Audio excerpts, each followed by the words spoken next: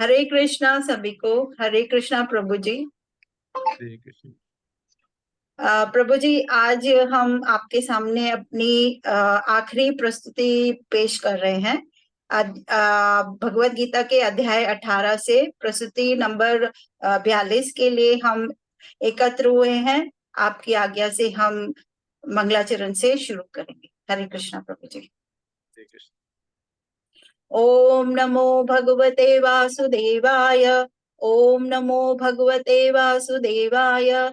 ओम नमो भगवते वासुदेवाय। मंगलाचरण। ओम अज्ञानतिमिरान्धस्य ज्ञानाजनशलाकया चक्षुरुन्मिलितं येन तस्मै श्रीगुरुवे नमः। श्रीचैतन्यमनोभीष्टं स्थापितं येन भूतले स्वयं रूप कदा मह्यं ददाति स्वप्नदान्तिकं।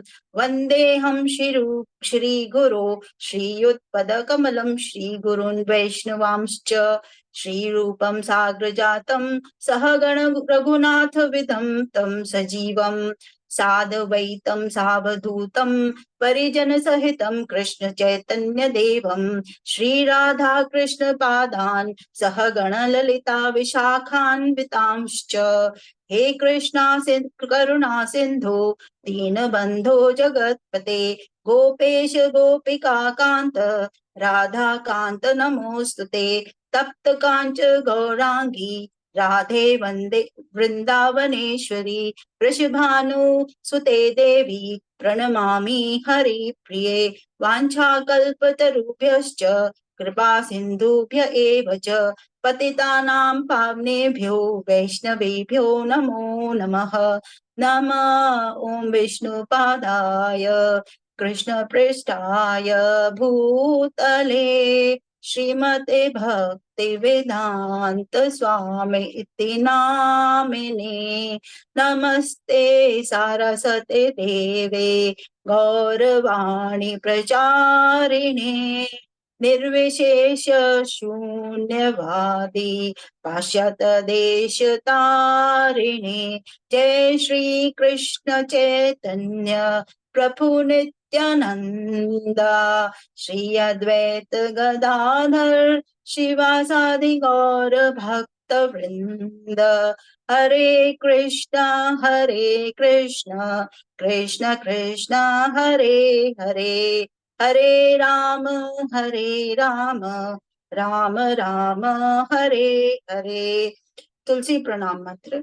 वृंद्यायै तुलसी देव्यायै प्रियायै केशवस्य च कृष्ण भक्ति प्रदे देवी सत्यवत्यै नमो नमः। वृंद्यायै तुलसी देव्यायै प्रियायै केशवस्य च कृष्ण भक्ति प्रदे देवी सत्यवत्यै नमो नमः। वृंदायै तुलसी देव्यायै प्रियायै केशवस्य च कृष्ण भक्ति प्रदे देवी सत्यवत्यै नमो नमः। हरे कृष्णा सभी को। अब मैं अपने प्रश्न की शुरुआत करती हूँ। पहला मेरा प्रश्न है, श्रील प्रभुपाद जी के व्यवहारों के समर्पण की 6 वस्तुओं के प्रदर्शित करने वाले उदाहरण का हवाला दें।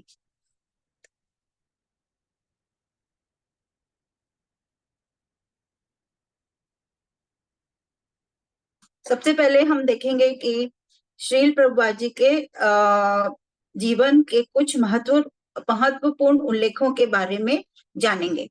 प्रभुपाद जी ने अपने गुरु श्री भक्ति सिद्धांत सरस्वती महाराज की आज्ञा पाकर पाश्चात्य देश के में भगवान श्री कृष्ण के संदेश का प्रचार कर मंदिर निर्माण करवाया, जो कि संभव हुआ। उनके समर्पण और संपूर्ण श्रद्धा का आज हम प्रत्यक्ष प्रमाण देख सकते हैं। इस्कॉन एक प्रमाण है जो सारे संसार में है। प्रभुपाद जी के बारे में अब हम विस्तार से उनके व्यवहार की चर्चा करेंगे। सबसे पहला आता है अनुकूलता का स्वीकार। उदाहरण, कृष्ण चेतना का प्रचार प्रसार के लिए पश्चिम जाना। 1965 में चुनौतियों का सामना करते हुए प्रभुपाद जी ने इस्कॉन की स्थापना का बीड़ा उठाया और कृष्ण भावना प्रचार ऐसे लोगों के बीच शुरू किया जिनको अपने जीवन का कोई और न छोड़ दिखाई देता था। दूसरा है प्रतिकूल और त्याग। उदाहरण व्यसनों का परित्याग। प्रभुपाद जी ने अपने अनुयायियों को मांसाहार, जुआ, मादक पदार्थ और अवैध यौन संबंधों जैसे प्रतिकूल गतिविधियों का त्याग करने के लिए प्रेरित किया और वह खुद भी इन नियमों का कठोरता से पालन करते थे। तीसरा है विनम्रता और सेवा। अपने अनुयायियों के साथ वे समान व्यवहार करते थे और सभी को भगवान की सेवा के लिए प्रेरित करते और अपने हाथों से प्रसाद बनाकर अपने अनुयायियों में वितरण करते और उनका स्नेह प्राप्त करते। उनके अनुयायी उनकी सेवा भाव से आनंदित होकर उन्हें अपना गुरु मानते थे। उनके अनुयायी उनके भगवत गीता की शिक्षाओं का पूरा पूरा प्रचार करने के लिए सहायता में तत्पर रहते थे। चौथा है सर्वधर्म समभाव। प्रभुपाद जी ने हमेशा अपने कार्यों में श्री कृष्ण की इच्छा सर्वोपरि रखी और अपने गतिविधियों को उनकी सेवा के रूप में देखा। उन्होंने विभिन्न धर्म और संस्कृतियों के लोगों को गले लगाया, सभी को भगवान की सेवा के लिए प्रेरित करते थे। इसी कारण कई लोग कृष्ण भक्ति में दीक्षित हुए, जबकि वे पश्चिमी देशवासी थे। पांचवा है समर्पण की भावनात्मकता। उदाहरण लगातार लेख और प्रचार। उन्होंने अपने अंतिम वर्षों में भी भगवत गीता, भागवतम और अन्य वैदिक शास्त्रों का अनुवाद और टीका करने का कार्य जारी रखा। उन्होंने अपने स्वास्थ्य को नजरअंदाज करते हुए इन कार्यों को पूरा किया, जिससे उनकी भावनात्मकता और शारीरिक समर्पण की भावना सब स्पष्ट होती थी। छठा है दीनता। उदाहरण स्वयं सेवा और साधारण जीवन। प्रभुपाद जी बहुत ही साधारण जीवन व्यतीत करते थे और उन्होंने न्यूयॉर्क में एक छोटे से कमरे में रहकर अपनी सेवाओं की शुरुआत की। अपने सभी अनुयायियों के साथ विनम्रता से वार्तालाप करते और उनकी कृष्ण भावना भावित होने की जो प्रेरणा देते हुए महामंत्र का प्रचार करते। इन्हीं 6 उदाहरणों से स्पष्ट होता है कि प्रभुपाद जी के शरणागत व्यवहार से अपना जीवन दूसरों के लिए समर्पण किया, कृष्ण भावना को जागृत करते हुए वे और भगवान के प्रति सेवा और पूर्ण निष्ठा का प्रमाण देते हैं। प्रभुपाद जी की जय। हरे कृष्णा। अब मैं भूपेंद्र प्रभु जी को आमंत्रित करती हूँ अपने प्रश्न का उत्तर दें। हरे कृष्णा प्रभु जी। हरे कृष्णा। धन्यवाद माता जी। हरे कृष्णा प्रभु जी, दंडवत प्रणाम। सभी को दंडवत प्रणाम। मेरा प्रश्न है, भक्ति शास्त्रों से उचित संदर्भों के साथ शिष्य उत्तराधिकार में आने वाले प्रामाणिक आध्यात्मिक गुरु के माध्यम से कृष्ण के प्रति समर्पण के महत्व को प्रमाणित करें। प्रभु जी, भगवत गीता और अन्य भक्ति शास्त्रों के अनुसार शिष्य उत्तराधिकार में आने वाले प्रामाणिक आध्यात्मिक गुरु के माध्यम से भगवान कृष्ण के प्रति समर्पण का महत्व बहुत महत्वपूर्ण है। यह गुरु शिष्य परंपरा न केवल भक्त को भगवान की शरण में लाती है, बल्कि सही मार्गदर्शन और आध्यात्मिक विकास के लिए आवश्यक है। निम्नलिखित शास्त्रों के उदाहरण से हम इसको समझेंगे। भगवत गीता के 4 अध्याय के 34वें श्लोक में भगवान कहते हैं, तत्विद्धि प्रणिपातेन प्रिय प्रश्नेन सेवया उपदेशन्ति ते ज्ञानम ज्ञानी सतत्व दर्शिनम। अर्थात तुम गुरु के पास जाकर सत्य को जानने का प्रयत्न करो, उनसे विनित होकर जिज्ञासा करो और उनकी सेवा करो। स्वरूप सिद्ध व्यक्ति तुम्हें ज्ञान प्रदान कर सकते हैं, क्योंकि उन्होंने सत्य का दर्शन किया है। इस श्लोक के तात्पर्य में श्रील प्रभुपाद बताते हैं कि ज्ञान प्राप्त करने के लिए हमें प्रमाणिक गुरु की शरण में जाना चाहिए। ऐसे गुरु को पूर्ण समर्पण करके ही स्वीकार करना चाहिए और अहंकार रहित होकर दास की भांति गुरु की सेवा करनी चाहिए। स्वरूप सिद्ध पुरुष की प्रसन्नता ही आध्यात्मिक जीवन की प्रगति का लक्ष्य है, रहस्य है। जिज्ञासा और विनित भाव के मेल से आध्यात्मिक ज्ञान प्राप्त होता है। दूसरा उदाहरण हम लेंगे श्रीमद् भागवतम से 11वें स्कंद के 17वें अध्याय के 27वें श्लोक में, आचार्य माम विजानई यान्या व मन्यत कैर्चितम न मृत्यु बुद्धे सेत सर्वदेवमय गुरु। अर्थात मनुष्य को चाहिए कि आचार्य को मेरा ही स्वरूप जाने और किसी भी प्रकार से उसका अनादर नहीं करे, उसे सामान्य पुरुष नहीं समझे और ना ही उनसे ईर्ष्या करे, क्योंकि वह समस्त देवताओं के प्रतिनिधि हैं। तीसरा हम उदाहरण लेते हैं इसमें चैतन्य चरितामृत के आदि लीला के 1.45 से। इसमें कहते हैं कि गुरु कृष्ण प्रसादे पाई भक्ति लता बीज। गुरु अर्थात गुरु और कृष्ण की कृपा से भक्ति का बीज मिलता है। यह श्लोक बताता है कि भगवान कृष्ण की भक्ति का बीज केवल गुरु परंपरा की कृपा से ही प्राप्त किया जा सकता है। शास्त्रों के प्रमाणों से स्पष्ट है कि शिष्य उत्तराधिकार में आने वाले प्रामाणिक आध्यात्मिक गुरु के माध्यम से ही संभव है। गुरु भगवान के प्रतिनिधि होते हैं और उनकी कृपा से ही भगवान की प्राप्ति की जा सकती है। अतः भगवान के प्रति समर्पण के लिए गुरु का महत्व सर्वोपरि है। हरे कृष्णा। अब मैं मानसी माता जी से निवेदन करूंगा कि वहां और अपने प्रश्न का उत्तर दें। हरे कृष्णा। हरे धन्यवाद प्रभु जी। मेरा प्रश्न है कि चर्चा कीजिए कि एक सन्यासी विवाह समारोह को क्यों प्रोत्साहित करेगा। अपनी प्रतिक्रिया में 18वें अध्याय के 5वें श्लोक से लेकर 7वें श्लोक श्लोक और तात्पर्य और श्रीला प्रभुपाद जी के जीवन से उदाहरण दे। तो यहाँ पे अगर हम ध्यान दें क्वेश्चन को, तो यहाँ पे 3 प्रकार के प्रश्नों का वर्णन किया गया है। एक तो हमें जो 18वें अध्याय से जो 5वें से लेकर 7वें छंद है उसके और तात्पर्य, दूसरा है कि एक सन्यासी क्यों विवाह को प्रोत्साहित करता है, और तीसरा है कि श्रीला प्रभुपाद के जीवन से हम क्या उदाहरण ले सकते हैं। तो यहाँ पे अगर हम पहले प्रश्न पे ध्यान दें कि भगवत गीता का जो 18वां अध्याय है उसमें से 5वें से लेकर जो 7वां श्लोक है, अगर वहां पे हम संदर्भ ले कि एक सन्यासी विवाह को क्यों प्रोत्साहित करेगा, तो वहां पे पहला जो श्लोक आता है 18वें अध्याय का 5वां श्लोक, उसमें कहा गया है भगवान कह रहे हैं कि यज्ञ दान और तप को त्याग नहीं करना चाहिए बल्कि इन्हें अवश्य करना चाहिए, क्योंकि ये तीनों कार्य जो है वो शुद्धिकरण के साधन है। ये जो महाभागवत होते हैं या फिर जो महात्मा होते हैं उनमें शुद्धि लाने के साधन होते हैं। इसी प्रकार जो 18वें अध्याय का 6वां श्लोक है उसमें बताया गया है कि भगवान कह रहे हैं अर्जुन से, हे पार्थ, यज्ञ दान और तप इन तीनों कार्यों को कर्तव्य के रूप में किया जाना चाहिए और इन्हें नहीं त्यागना चाहिए। कर्तव्य के रूप में अर्थात अनासक्त भाव से किया जाना चाहिए, इसमें कोई आसक्ति रखे बिना इसे कर्तव्य रूप मानकर कार्य करना चाहिए। इसी प्रकार जो 18वें अध्याय का 7वां श्लोक है उसमें भगवान कह रहे हैं कि जो लोग मोहवश कर्तव्य का त्याग कर देते हैं वे योगी नहीं होते और ना ही वे कोई सिद्धि प्राप्त कर सकते हैं। तो इन छंदों का तात्पर्य है कि यज्ञ यानी कि धार्मिक अनुष्ठान, दान मतलब दान जो पुण्य हुआ, और तप मतलब तपस्या जैसे कार्य को जीवन में अपनाना चाहिए और इन्हें त्यागना उचित नहीं है, क्योंकि ये आत्मशुद्धि और आध्यात्मिक प्रगति के लिए महत्वपूर्ण है।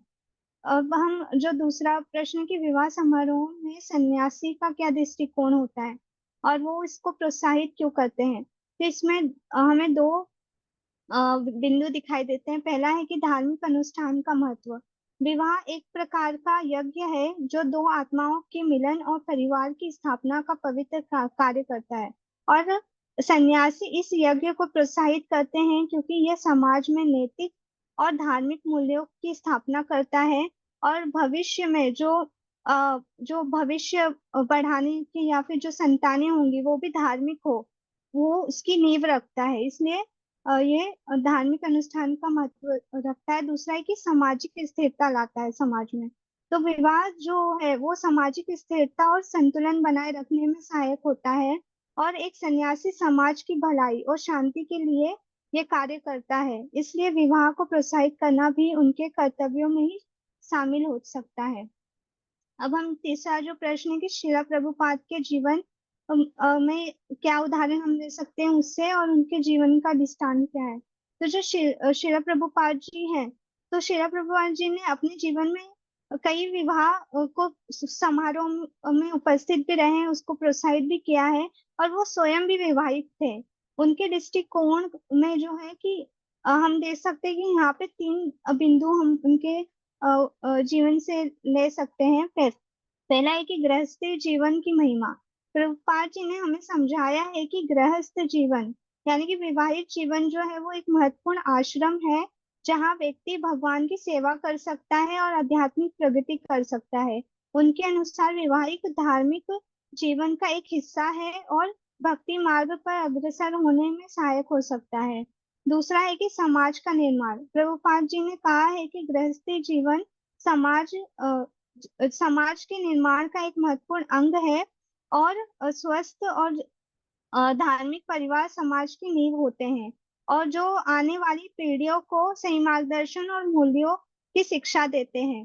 अब हम तीसरा देखें कि ये धार्मिक आध्यात्मिक सहयोग करता है। जो हम गृहस्थ आश्रम में रहते हैं तो उसमें आध्यात्मिक सहयोग भी मिलता है। प्रभुपाद जी ने अपने अनुयायियों को विवाह के माध्यम से एक दूसरे को आध्यात्मिक प्रगति में सहयोग करने का महत्व भी बताया है, और उन्होंने इसे एक प्रकार की सेवा के रूप में देखा जाए जो भगवान कृष्ण की सेवा में सहायक हो, ऐसा बताया है। तो निष्कर्ष ये निकलता है कि सन्यासी द्वारा विवाह समारोह को प्रोत्साहित करने के पीछे धार्मिक और सामाजिक उद्देश्य होते हैं, जो कि भगवत गीता के 18वें अध्याय के 5वें श्लोक से लेकर 7वें श्लोक के अनुसार बताया गया है कि यज्ञ, दान और तप जैसे कर्तव्य को निभाना आवश्यक है।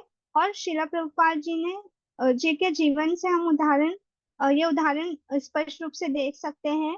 और विवाह एक महत्वपूर्ण धार्मिक अनुष्ठान है जो समाज में स्थिरता लाता है और एक आध्यात्मिक प्रगति का भी साधन बनता है। इसलिए सन्यासी जो होते हैं इस विवाह समारोह को प्रोत्साहित करते हैं और वो धर्म की सेवा करते हैं।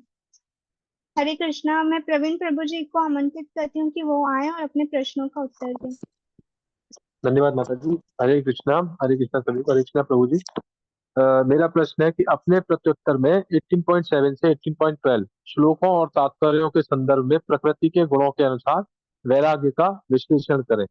तो यहाँ मैं उत्तर देना चाहूंगा इसका कि संसार में जब हम लोग जन्म ले लेते हैं तो उसके बाद हमें कुछ अनिवार्य कर्तव्य मिलते हैं।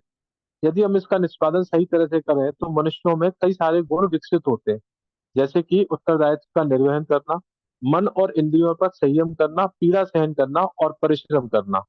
और अगर यदि हम इनको बहुत अच्छी तरह से कर पाते हैं तो निश्चित रूप से हमारी आध्यात्मिक प्रगति भी होती है और उसके बाद में हम लोग आगे जो है नए जन्म में जहाँ हम लोग भगवान के धाम में जाने का कहते हैं वहाँ हम लोग उचित रीति से जन्म ले भी सकेंगे।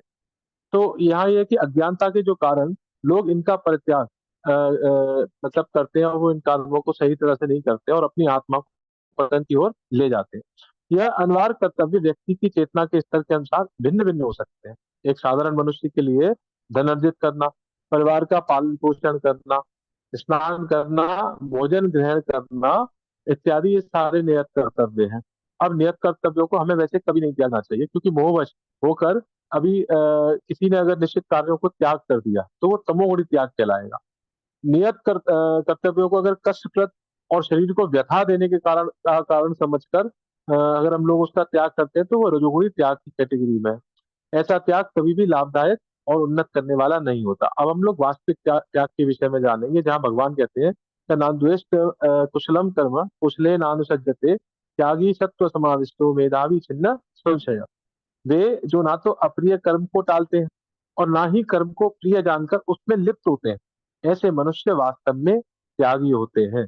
वे सात्विक गुणों से संपन्न होते हैं और कर्म की प्रकृति के संबंध में उनमें कोई संशय नहीं होता। तो सात्विक त्याग में जो स्थित लोग होते हैं वो प्रतिकूल परिस्थितियों से कभी ना तो दुखी होते हैं और ना ही ऐसी परिस्थितियों के प्रति कभी आसक्ति लाते हैं जो उनके अनुकूल होती है। वे सभी परिस्थितियों में केवल अपने दायित्वों का निर्वाह करते हैं और ना तो सुखद समय में प्रसन्नता व्यक्त करते हैं और ना ही कष्टमय जीवन में खिन्नता प्रकट करते हैं। हरे कृष्णा। यहाँ मैं अब सुरेखा माता जी को आमंत्रित करूंगा कि वे आए और अपने प्रश्न का उत्तर दें। हरे कृष्णा माता जी। हरे धन्यवाद प्रभु जी। मेरा प्रश्न है समसामयिक श्रोताओं के सामने कार्यवाही के 5 कारक और इस समझ का महत्व, यह समझ हमारे लिए जो प्रासंगिकता रखती है उसे प्रस्तुत करें। भगवत गीता अध्याय 18 श्लोक नंबर 13 से 17 छंदों का संदर्भ ले और आपकी अपनी प्रतिक्रिया में तात्पर्य दें।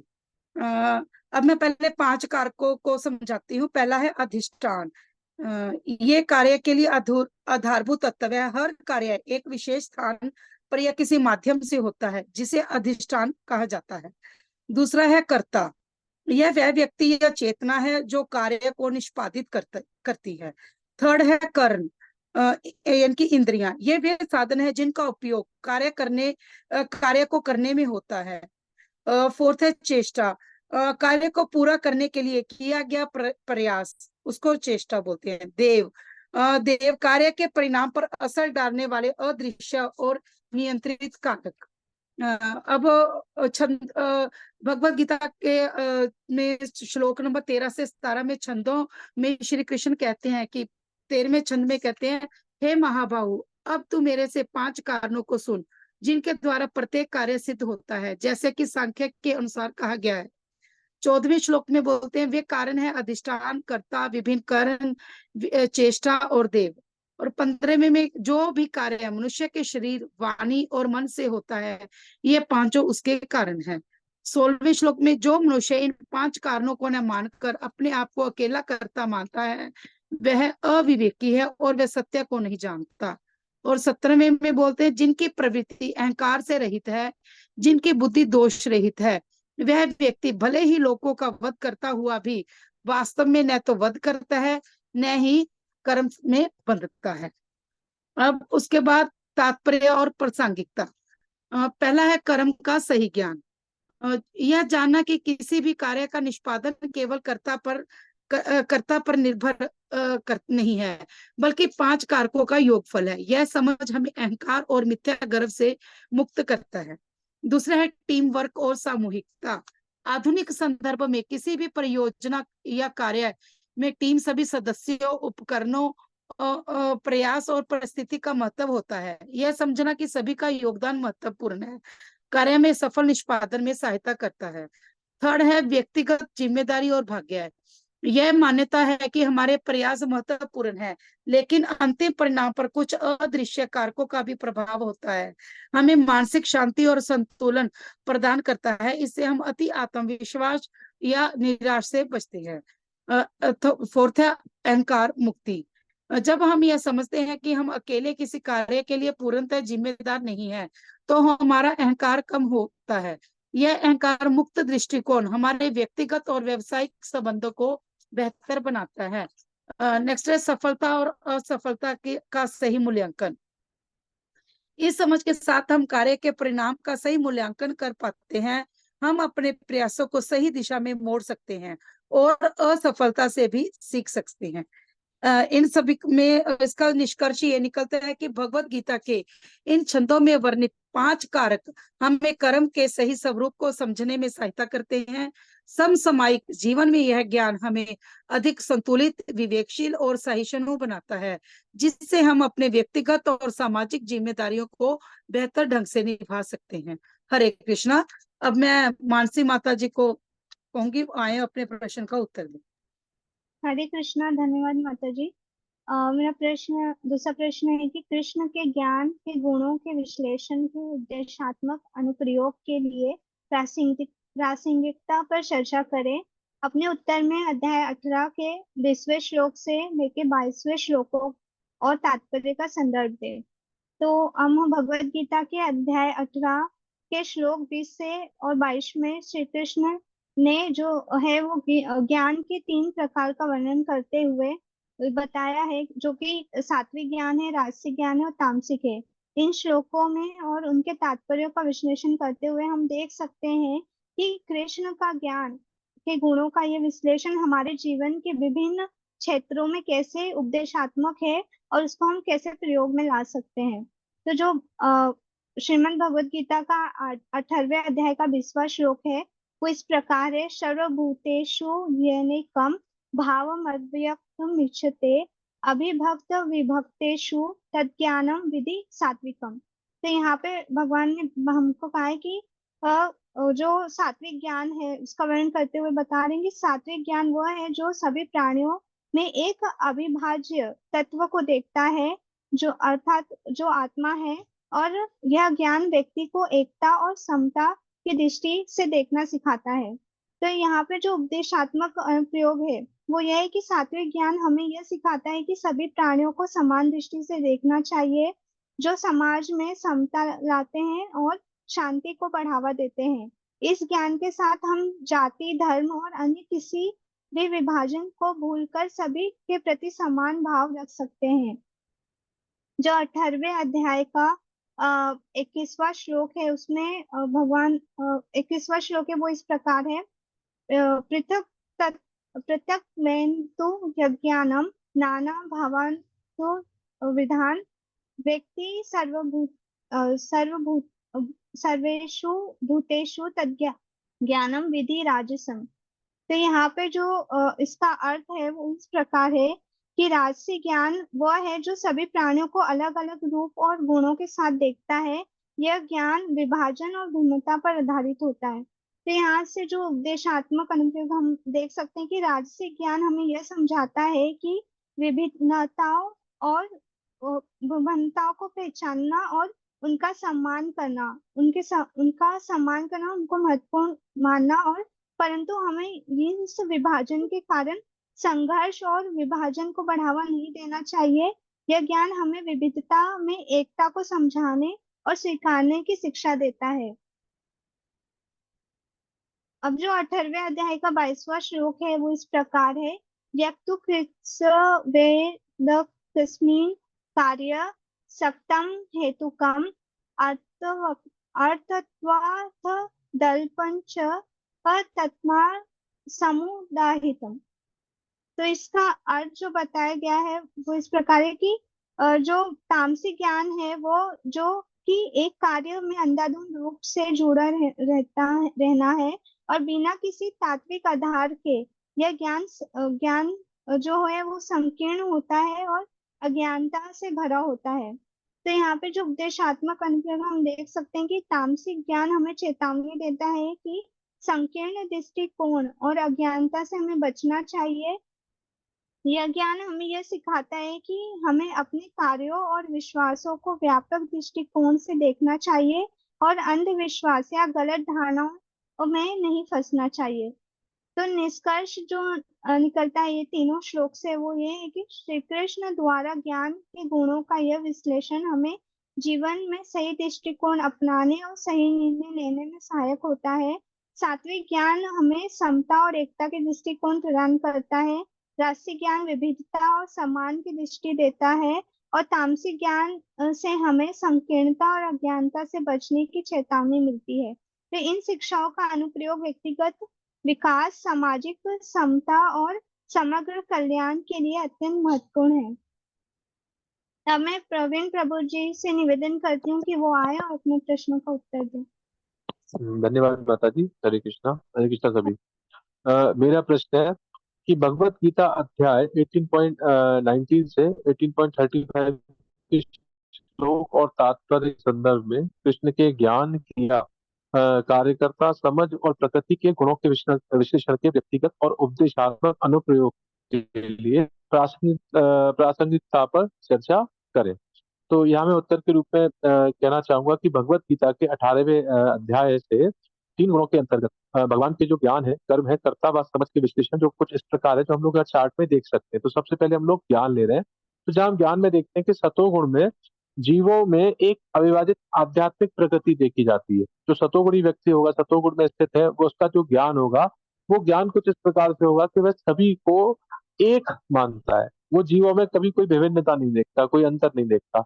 अगर हम लोग रजोगुण के उसमें जाए तो वो देखता है कि मनुष्य, वो ये देखता है कि प्रत्येक शरीर में भिन्न भिन्न प्रकार के जीव विद्यमान है। जबकि तमोगुण में हम लोग जाएंगे तो वहां है कि जिस ज्ञान से मनुष्य सत्य को जाने बिना एक ही प्रकार के कर्म में आसक्त हो जाता है जो अत्यंत अल्प है, और वो यहाँ किसी प्रकार का ज्ञान अपने पास धारण करता ही नहीं है। अब हम लोग कर्म का विश्लेषण करें तो कर्म के विश्लेषण में हम लोग देंगे कि जो शोक स्थित व्यक्ति है वह नियमित रूप से आसक्ति, राग, द्वेष, जबकि रजोगुण में कामनाओं को काम कर रहा है, उसे बड़ी बड़ी कामनाएं रहती है, वह संसार के ऊपर अपना आधिपत्य जमा लेना चाहता है। तो इस प्रकार से, और जब वो कार्य को करता है तो उसके अंदर मिथ्या अहंकार भी रहता है। जबकि तमोगुण में जो कर्म होते हैं पूर्ण रूप से भ्रम के साथ किए जाते हैं, ना शास्त्रीय आदेशों की कोई पालना है, वहां पे पूर्ण रूप से वो अवहेला करते हैं और भविष्य के बंधन की चिंता किए बिना या दूसरों को कष्ट की चिंता किए बिना वो करते रहते हैं। उन्हें इनसे कोई मतलब नहीं कि उनके कार्यों से किस पर क्या प्रभाव पड़ रहा है। अब लोग कर्ता के जो हम लोग या कार्यकर्ता जो है उसके विश्लेषण करें तो हम लोग देखते हैं कि सतोगुण में जो स्थित व्यक्ति होता है पूर्ण रूप से अहंकार से रहित होता है। दृढ़ विश्वास के साथ वो भगवान के सेवा करता है और वो अपने आप को सदैव एक सेवक ही मानता है। जबकि रजोगुण में जो व्यक्ति है वो कर्म फल में आसक्त होकर कार्य करता है और फलों को भोगने की इच्छा रखता है। वह चाहता है कि मैं किसी कार्य को करूं तो उसके एवज में मुझको फल प्राप्त हो जिनको मैं बाद में भोग भी सकूं। तमोगुण में जो व्यक्ति है वह भौतिकतावादी है, पूर्ण रूप से उसका आध्यात्म से कहीं कोई लेना देना नहीं है और ना उसको अपना कहीं कोई यहाँ भौतिक कोई प्रगति ही करनी है। वो पूर्ण रूप से हठी है, धोखेबाज है, दूसरों का अपमान करने में पूर्ण रूप से निपुण है और हर कार्य में टालमटोल करता है। अब हम लोग लास्ट है समझ। इसके विषय में कहें तो जो सतोगुण में व्यक्ति है उसे ये पता है कि क्या करना चाहिए या क्या नहीं करना चाहिए। इसके उसको पूर्ण रूप से एक समझ रहती है, क्योंकि उसने ज्ञान, कर्म और कर्ता जो इसमें अपने को अपने जो स्थित किया है, तो उसकी पूर्ण रूप से एक समझ बन गई है कि उसको किस कार्य में आगे जाना है या किस कार्य को नहीं करना, क्योंकि वह सभी कार्यों को भगवान को ही समर्पित करता है। रजोगुण में जो व्यक्ति है उसकी वो जो उसकी बुद्धि रहती है वो धर्म और अधर्म, करने योग्य और ना करने योग्य कर्म में भेद नहीं कर सकता और वह भी कार्य को करता चला जाता है। जबकि तमोगुण में जो व्यक्ति है वहां बहुत ही ज्यादा भेद है, क्योंकि वो मोह और अंधकार के वशीभूत है। वो धर्म को अधर्म मान रहा है या अधर्म को ही धर्म मान लेता है और गलत दिशा में प्रयत्न करता रहता है। ना किसी का उसने सुनना है ना समझना है, बस उसको मोह और अंधकार में ही अपना जीवन आगे व्यतीत करते जाना। हरे कृष्णा। अब मैं इसके बाद नकुल माता जी को आमंत्रित करता हूँ कि वे आए और अपने प्रश्न का उत्तर दें। हरे कृष्ण।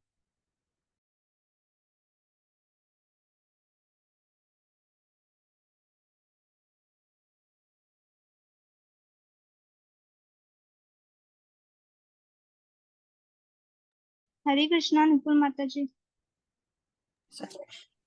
हरे कृष्णा प्रभु जी। धन्यवाद प्रभु जी। अब मेरा दूसरा प्रश्न है, व्यक्तिगत और उपदेशात्मक अनुप्रयोग के लिए कृष्ण के गुणों में सुख के विश्लेषण की प्रासंगिकता पर चर्चा करें। अपने उत्तर में अध्याय 18 के 36 से लेकर 39 के श्लोकों और तात्पर्यों का संदर्भ दें। सबसे पहले मैं बताना चाहूंगी कि इन श्लोकों में किस चीजों के बारे में, किन गुणों के बारे में बताया गया है। इन श्लोकों में 3 गुणों का विश्लेषण है, वो है राजसिक, तामसिक और सात्विक। तो सबसे पहले श्लोक नंबर 36 है, सुखम त्विददानि त्रिविधम शृणु मे भरत अर्षभ, अभ्यासा द्रमते यंत्र दुखांतम च निगच्छति। इसका अर्थ है, इस श्लोक में भगवान 3 प्रकार के सुखों का विश्लेषण करते हैं, वो है सात्विक, राजसिक सुख और तामसिक सुख। दूसरा श्लोक है 37 नंबर का श्लोक है, सात्विक सुख आत्म साक्षात्कार होना। यह श्लोक है, यत्तत् ग्रे विषमेव परिणामे मृतोत्पमम् तत्सुखम सात्विकम प्रोक्तमात्म बुद्धि प्रसादजम।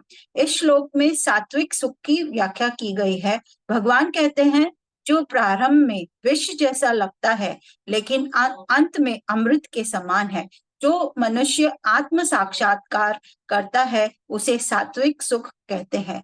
इसका तात्पर्य है, जब कोई मनुष्य आत्म साक्षात्कार के पद पर चलने की कोशिश करता है तब उसे तरह तरह की कठिनाइयां विष के समान लगती हैं, परंतु वही मनुष्य विधि विधान का पालन करता है और सफल हो जाता है तो उसे सात्विक सुख को प्राप्त करते हुए आनंद होता है। फिर है हमारा 38 नंबर श्लोक, जो है रजोगुण, मोह और आकर्षण। विषेंद्रिय संयोगाद दत्तग्रे मृतोत्पमम परिणामे विषमेव तत्सुखम राजसम समृत। इसका तात्पर्य है, जो सुख इंद्रियों और विषयों के सहयोग के से प्राप्त होता है वह सदैव दुख का कारण बनता है, अतः इसी से सभी को बचना चाहिए। उदाहरण के तौर पर एक युवक का युवती की ओर शारीरिक आकर्षण होना और उस युवती को पा लेना, इस इच्छा का पूर्ण होना, इच्छा पूरी होने के बाद उसे उसी युवती से ऊब जाना, फिर विवाह विच्छेद होना जिस कारण से शोक विषाद इत्यादि का उत्पन्न होना, इसी को राजसी सुख कहा जाता है। अब है श्लोक नंबर 39, तमोगुण, आलस और निद्रा। यदग्रे चानुबंधे च सुखम मोहमात्मनः निद्रालस्य प्रमादोत्थम तत्तामसमुदारतम। इसका अर्थ है, जो सुख के आत्म साक्षात्कार के प्रति अंधा है, जो प्रारंभ से लेकर अंत तक मोह कारक है और जो निद्रा और आलस्य तथा मोह से उत्पन्न होता है, वह तामसी कहलाता है। उदाहरण के तौर पर, जिस व्यक्ति को किसी प्रकार का कर्म कैसे करना और किस प्रकार नहीं करना, वह तमोगुण है। तमोगुणी व्यक्ति को भ्रम में रहना अच्छा लगता है, क्योंकि वह निद्रा और आलस्य में अपने सपनों की दुनिया में ही रहता है। ऐसे व्यक्ति को तमोगुण सुख अंततः दुख ही दुख मिलता है। इन्हीं 3 गुणों को कृष्ण अपने शिष्य अर्जुन को समझा रहे हैं और उनका सार अपने जीवन की कठिनाइयों को ताकत देते हुए कर्म करने की प्रेरणा देते हैं। यहाँ हमें भी अपने जीवन में इन्हीं शिक्षाओं का उदाहरण लेना चाहिए और कृष्ण भावना भावित होकर अपने कर्म में जुट जाना चाहिए।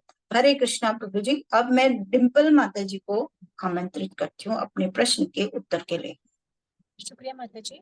हरे कृष्ण सभी को। हरे कृष्ण प्रभु जी। मेरा जो प्रश्न है वो है, कभी कभी एक व्यापारी कहता है, तो मेरे प्रिय ग्राहक, मैं आपके लिए कोई लाभ नहीं कमा रहा हूँ। इस कथन के महत्व में जो है बताया गया है 18वें चैप्टर के 46वें से लेकर 48वें छंद पर तात्पर्य को संक्षेप में बताएं। हरे कृष्ण। तो मेरा इसका जो उत्तर है वो है, हरे कृष्ण, इसमें जो मेरा उत्तर है वो है, जो सभी प्राणियों के उद्यम है और सर्वव्यापी है, उस भगवान की उपासना करके मनुष्य अपना कर्म करते हुए पूर्णता प्राप्त कर सकता है। परमेश्वर स्वयं ऐसे भक्त का उद्धार करते हैं। यही जीवन का सर्वोच्च सिद्धि है।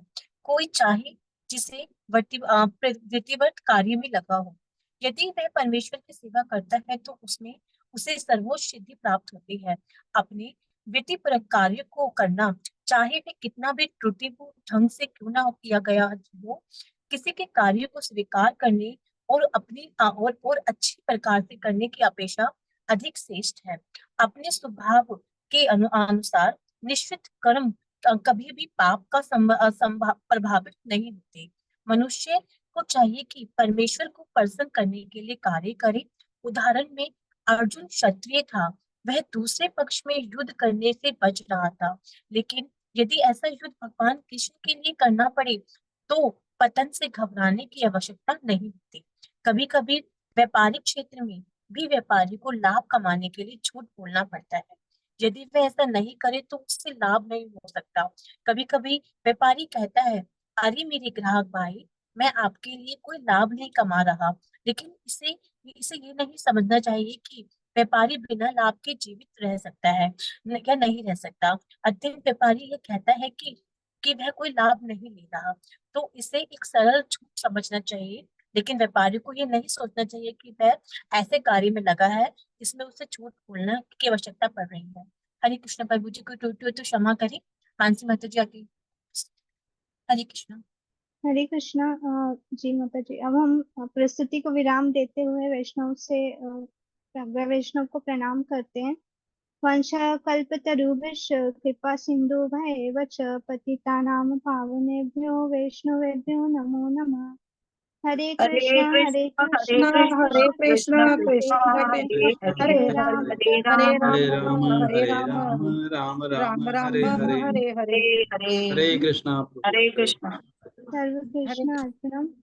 हमारा प्रेजेंटेशन नंबर 42 भगवत गीता से हम ग्रुप एच है। 50 डिजाइनर में मानस माता जी, ग्रुप लीडर नुपुर माता जी, प्रस्तुति सदस्य नुपुर माता जी, भूपेंद्र प्रभु जी, मैं मानसी माता जी, प्रवीण प्रभु जी, सुरेखा माता जी, डिम्पल माता जी। प्रभु जी, अगर किसी प्रकार की त्रुटि हुई हो तो क्षमा कीजिएगा। हरे कृष्ण। हरे कृष्णा सभी को दंडवत प्रणाम। बहुत अच्छी प्रस्तुति थी और पीपीटी बहुत अच्छी बनाई, जिसमें कि भगवान के जो पीछे अर्च विग्रह हैं वो देखते ही बनते हैं। तो ऐसा हम जब कभी देखते हैं तो भाव आना चाहिए। अब इससे जो प्रेजेंटेशन दी है उससे 2 प्रश्न अगर आपने अच्छे से पढ़े होंगे, इसको समझे होंगे, तो आप बता सकते हैं। एक तो ये है कि ये 18 चैप्टर था जिसमें कि ज्ञान योग आता है, और ये पूरा ही कर्म योग और भक्ति योग और ज्ञान योग तीनों को मिश्रण करके एक समरी जैसा चैप्टर है। तो ये ओवरऑल बताता है। तो इसमें ये है 2 प्रश्न। अगर हम रावण को देखें और हिरण्यकशिपु को देखें तो उनके व्यवहार से हम इस चैप्टर से लिंक करके क्या बता सकते हैं। दूसरा प्रश्न है कि भगवान को ना तो जो असुर होते हैं वो मानते हैं कि वो भगवान है, और ना जो भक्त होते वो मानते भगवान है। तो ऐसा क्यों? और इसका क्या एग्जाम्पल है दोनों का? दोनों में ऐसा क्या है कि रावण हो गया चाहे हिरण्यकशिपु हो गया, इनमें अगर इस चैप्टर से लिंक करें तो हमें क्या देखने को मिलता है? हम कैसे समझेंगे अनुकूल प्रतिकूल भगवान की भक्ति? उसमें ऐसा क्या हो जाता है, चेंज आ गया? और दूसरा है कि भगवान को जो बोलते हैं ना कि ना तो असुर मानते हैं जैसे दुर्योधन भी नहीं मानता, ना भक्त मानते हैं कि ये भगवान है। जब दोनों ही नहीं मानते हैं तो क्यों नहीं मानते हैं? ऐसा क्या है? ये दो प्रश्न है। प्रभु जी, जो पहला प्रश्न है कि हिरण्यकशिपु और रावण जो थे वो मतलब भक्ति भी करते थे। रावण तो सबसे ज्यादा भक्ति की थी, फिर भी उनमें सबसे ज्यादा जो था रजोगुण हावी था कि मेरी भक्ति करो मुझे। मतलब हिरण्यकशिपु तो यही था कि तुम मेरा नाम लो, आप नारायण का नाम क्यों ले रहे हो। तो वो रजोगुण के कारण और अहंकार के कारण उनका पतन हुआ। बाकी उन्होंने भक्ति तो की थी, इसकी वजह से उन्हें जो मुक्ति भी मिली वो एक प्रकार का ब्रह्म में ही उन्होंने समाया, तो उन्हें मुक्ति प्राप्त हुई। पर वो जो मुक्ति थी वो भगवान के निकट नहीं ले गई उनको। जिसका मतलब भक्त चाहते हैं कि भगवान के निकट जैसे सामीप्य मुक्ति प्राप्त करना चाहते हैं भक्त, पर उनको ये मुक्ति नहीं मिली, उन्हें सामीप्य मुक्ति मिली। तो वो एक प्रकार का उनका पतन होने के कारण हुआ। यस माता हरे जी। कृष्ण।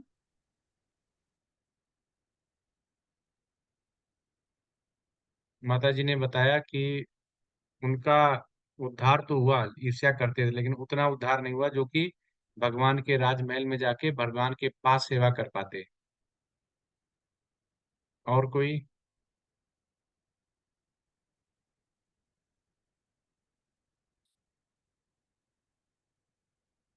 और दूसरा प्रश्न कि जब हम बोलते हैं कि भक्त तो भगवान को पहचानता है, तो यहाँ पे ऐसा क्या एग्जाम्पल है, उदाहरण है कि जिसमें असुर भी कहता है ये भगवान नहीं है, भगवान को नहीं मानता है, और भक्त भी कह रहे भक्त भी भगवान को नहीं मानता है।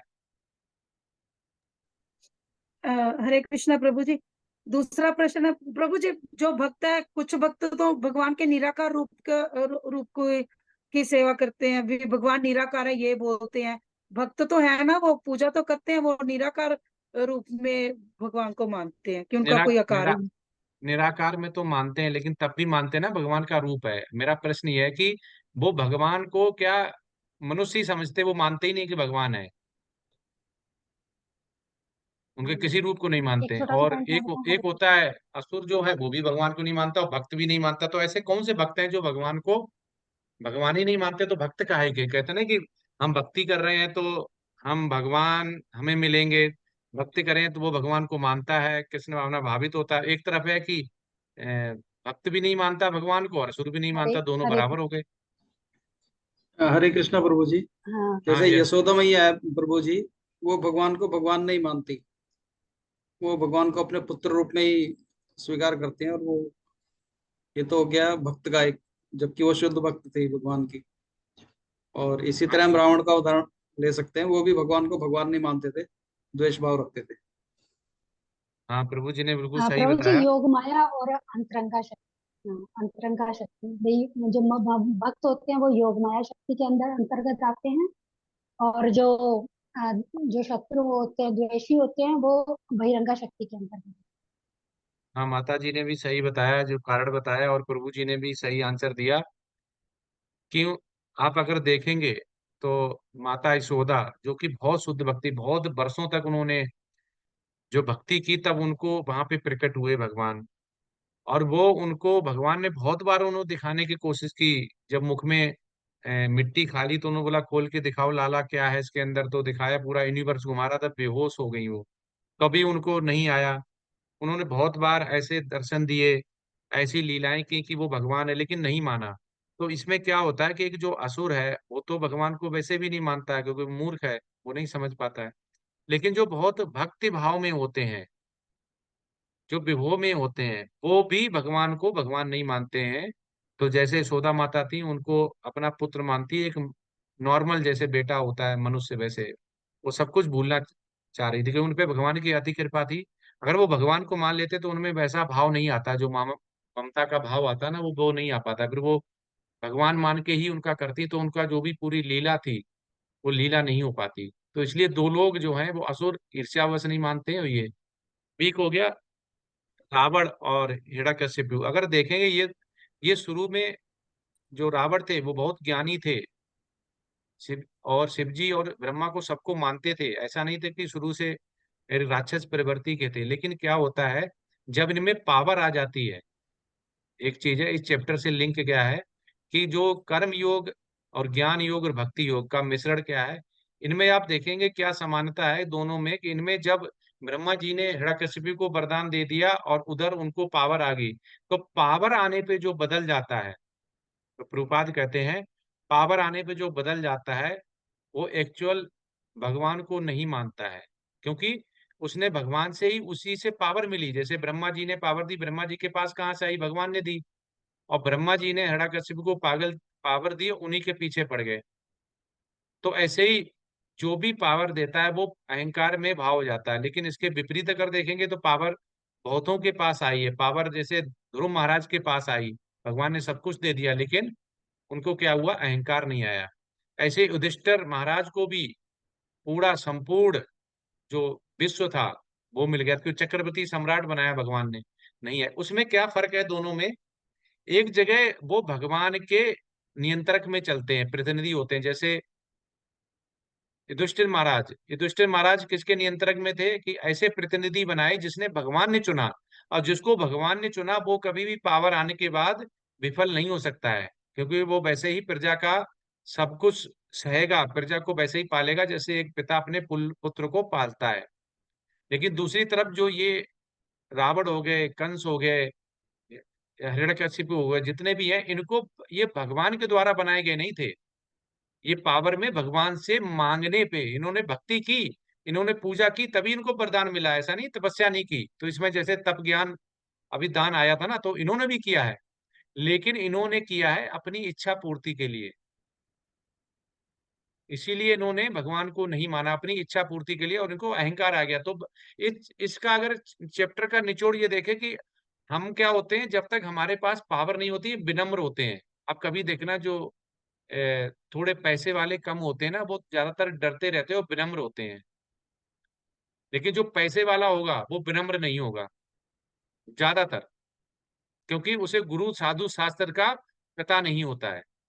लेकिन हमारा असली जो आचार्य लोग बोलते हैं, असली जो हमारा एग्जाम परीक्षा कब होती है, जब हमारे पास पैसा आ जाता है, हमारे पास भगवान अपना जो है, किसका, सभी भगवान का धन है, जब भगवान धन दे देता है और उसी धन को हम भूल जाते हैं जिसको भगवान ने दिया हुआ है, वो सब कुछ उसी का है, उसी भगवान को भूल जाते हैं।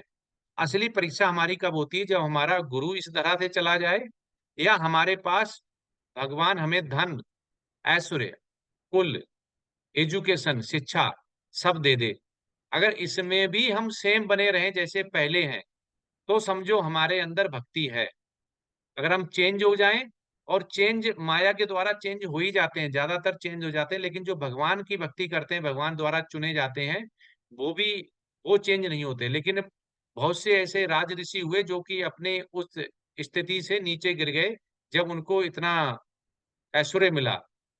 तो इसलिए ऐश्वर्य को समझना बहुत जरूरी है कि हमें कुछ भी हमारे पास पैसा, धन या हमारी स्थिति अच्छी हो जाए, तो हमें पहले वाली स्थिति और बाद वाली स्थिति में बिल्कुल डिफरेंस नहीं करना चाहिए। यही एक्चुअली भक्ति है। असली भक्ति यही है कि हम डे टू डे में जो करते हैं उसमें थोड़ा भी हमारा अगर कुछ भी वर्चस्व बढ़ जाता है, तो हमें पहले जैसा ही बना रहे। जैसे यशोदा माता, हमने पहले ही बोला कि उनके घर में दो दो भगवान ने जन्म लिया, तो पहले वाले उनकी इतनी लीला करते रहे तो वो बोले मैं भगवान हूँ। थोड़ी देर में, मैं बार बार इसको इसलिए बताता हूँ, मुझे बहुत अच्छा लगता है। और बलराम जी आ गए, उन्होंने बोले कि मैं भी भगवान हूँ। यशोदा माता जी ने वो झाड़ू पड़ा हुआ उठाया कि दो दो सारे भगवान मेरे घर पे पैदा हो गए क्या, वो मानती नहीं थी, उन्होंने दोनों कूट दिया। ठीक है, तो क्योंकि वो उस भाव में है ही नहीं कि वो भगवान को भगवान माने। भगवान भगवान चाहे उनको कुछ भी रूप दिखा देते, सुदर्शन चक्र दिखा देते, चाहे उनको पूरा शेषनाग दिखा देते, चाहे कुछ भी दिखा, वो नहीं मानती, वो डंडा उठा के तब भी मारती कि ये माया कर रहे हैं। उन्होंने दोनों को बहुत कूटा। आचार्य लोग कहते हैं कि जैसे ही बोला कि मैं भी भगवान हूँ, और बलराम जी ने भी बोला मैं भी भगवान हूँ, उन्होंने बोला सारे भगवान मेरे घर में पैदा हो गए।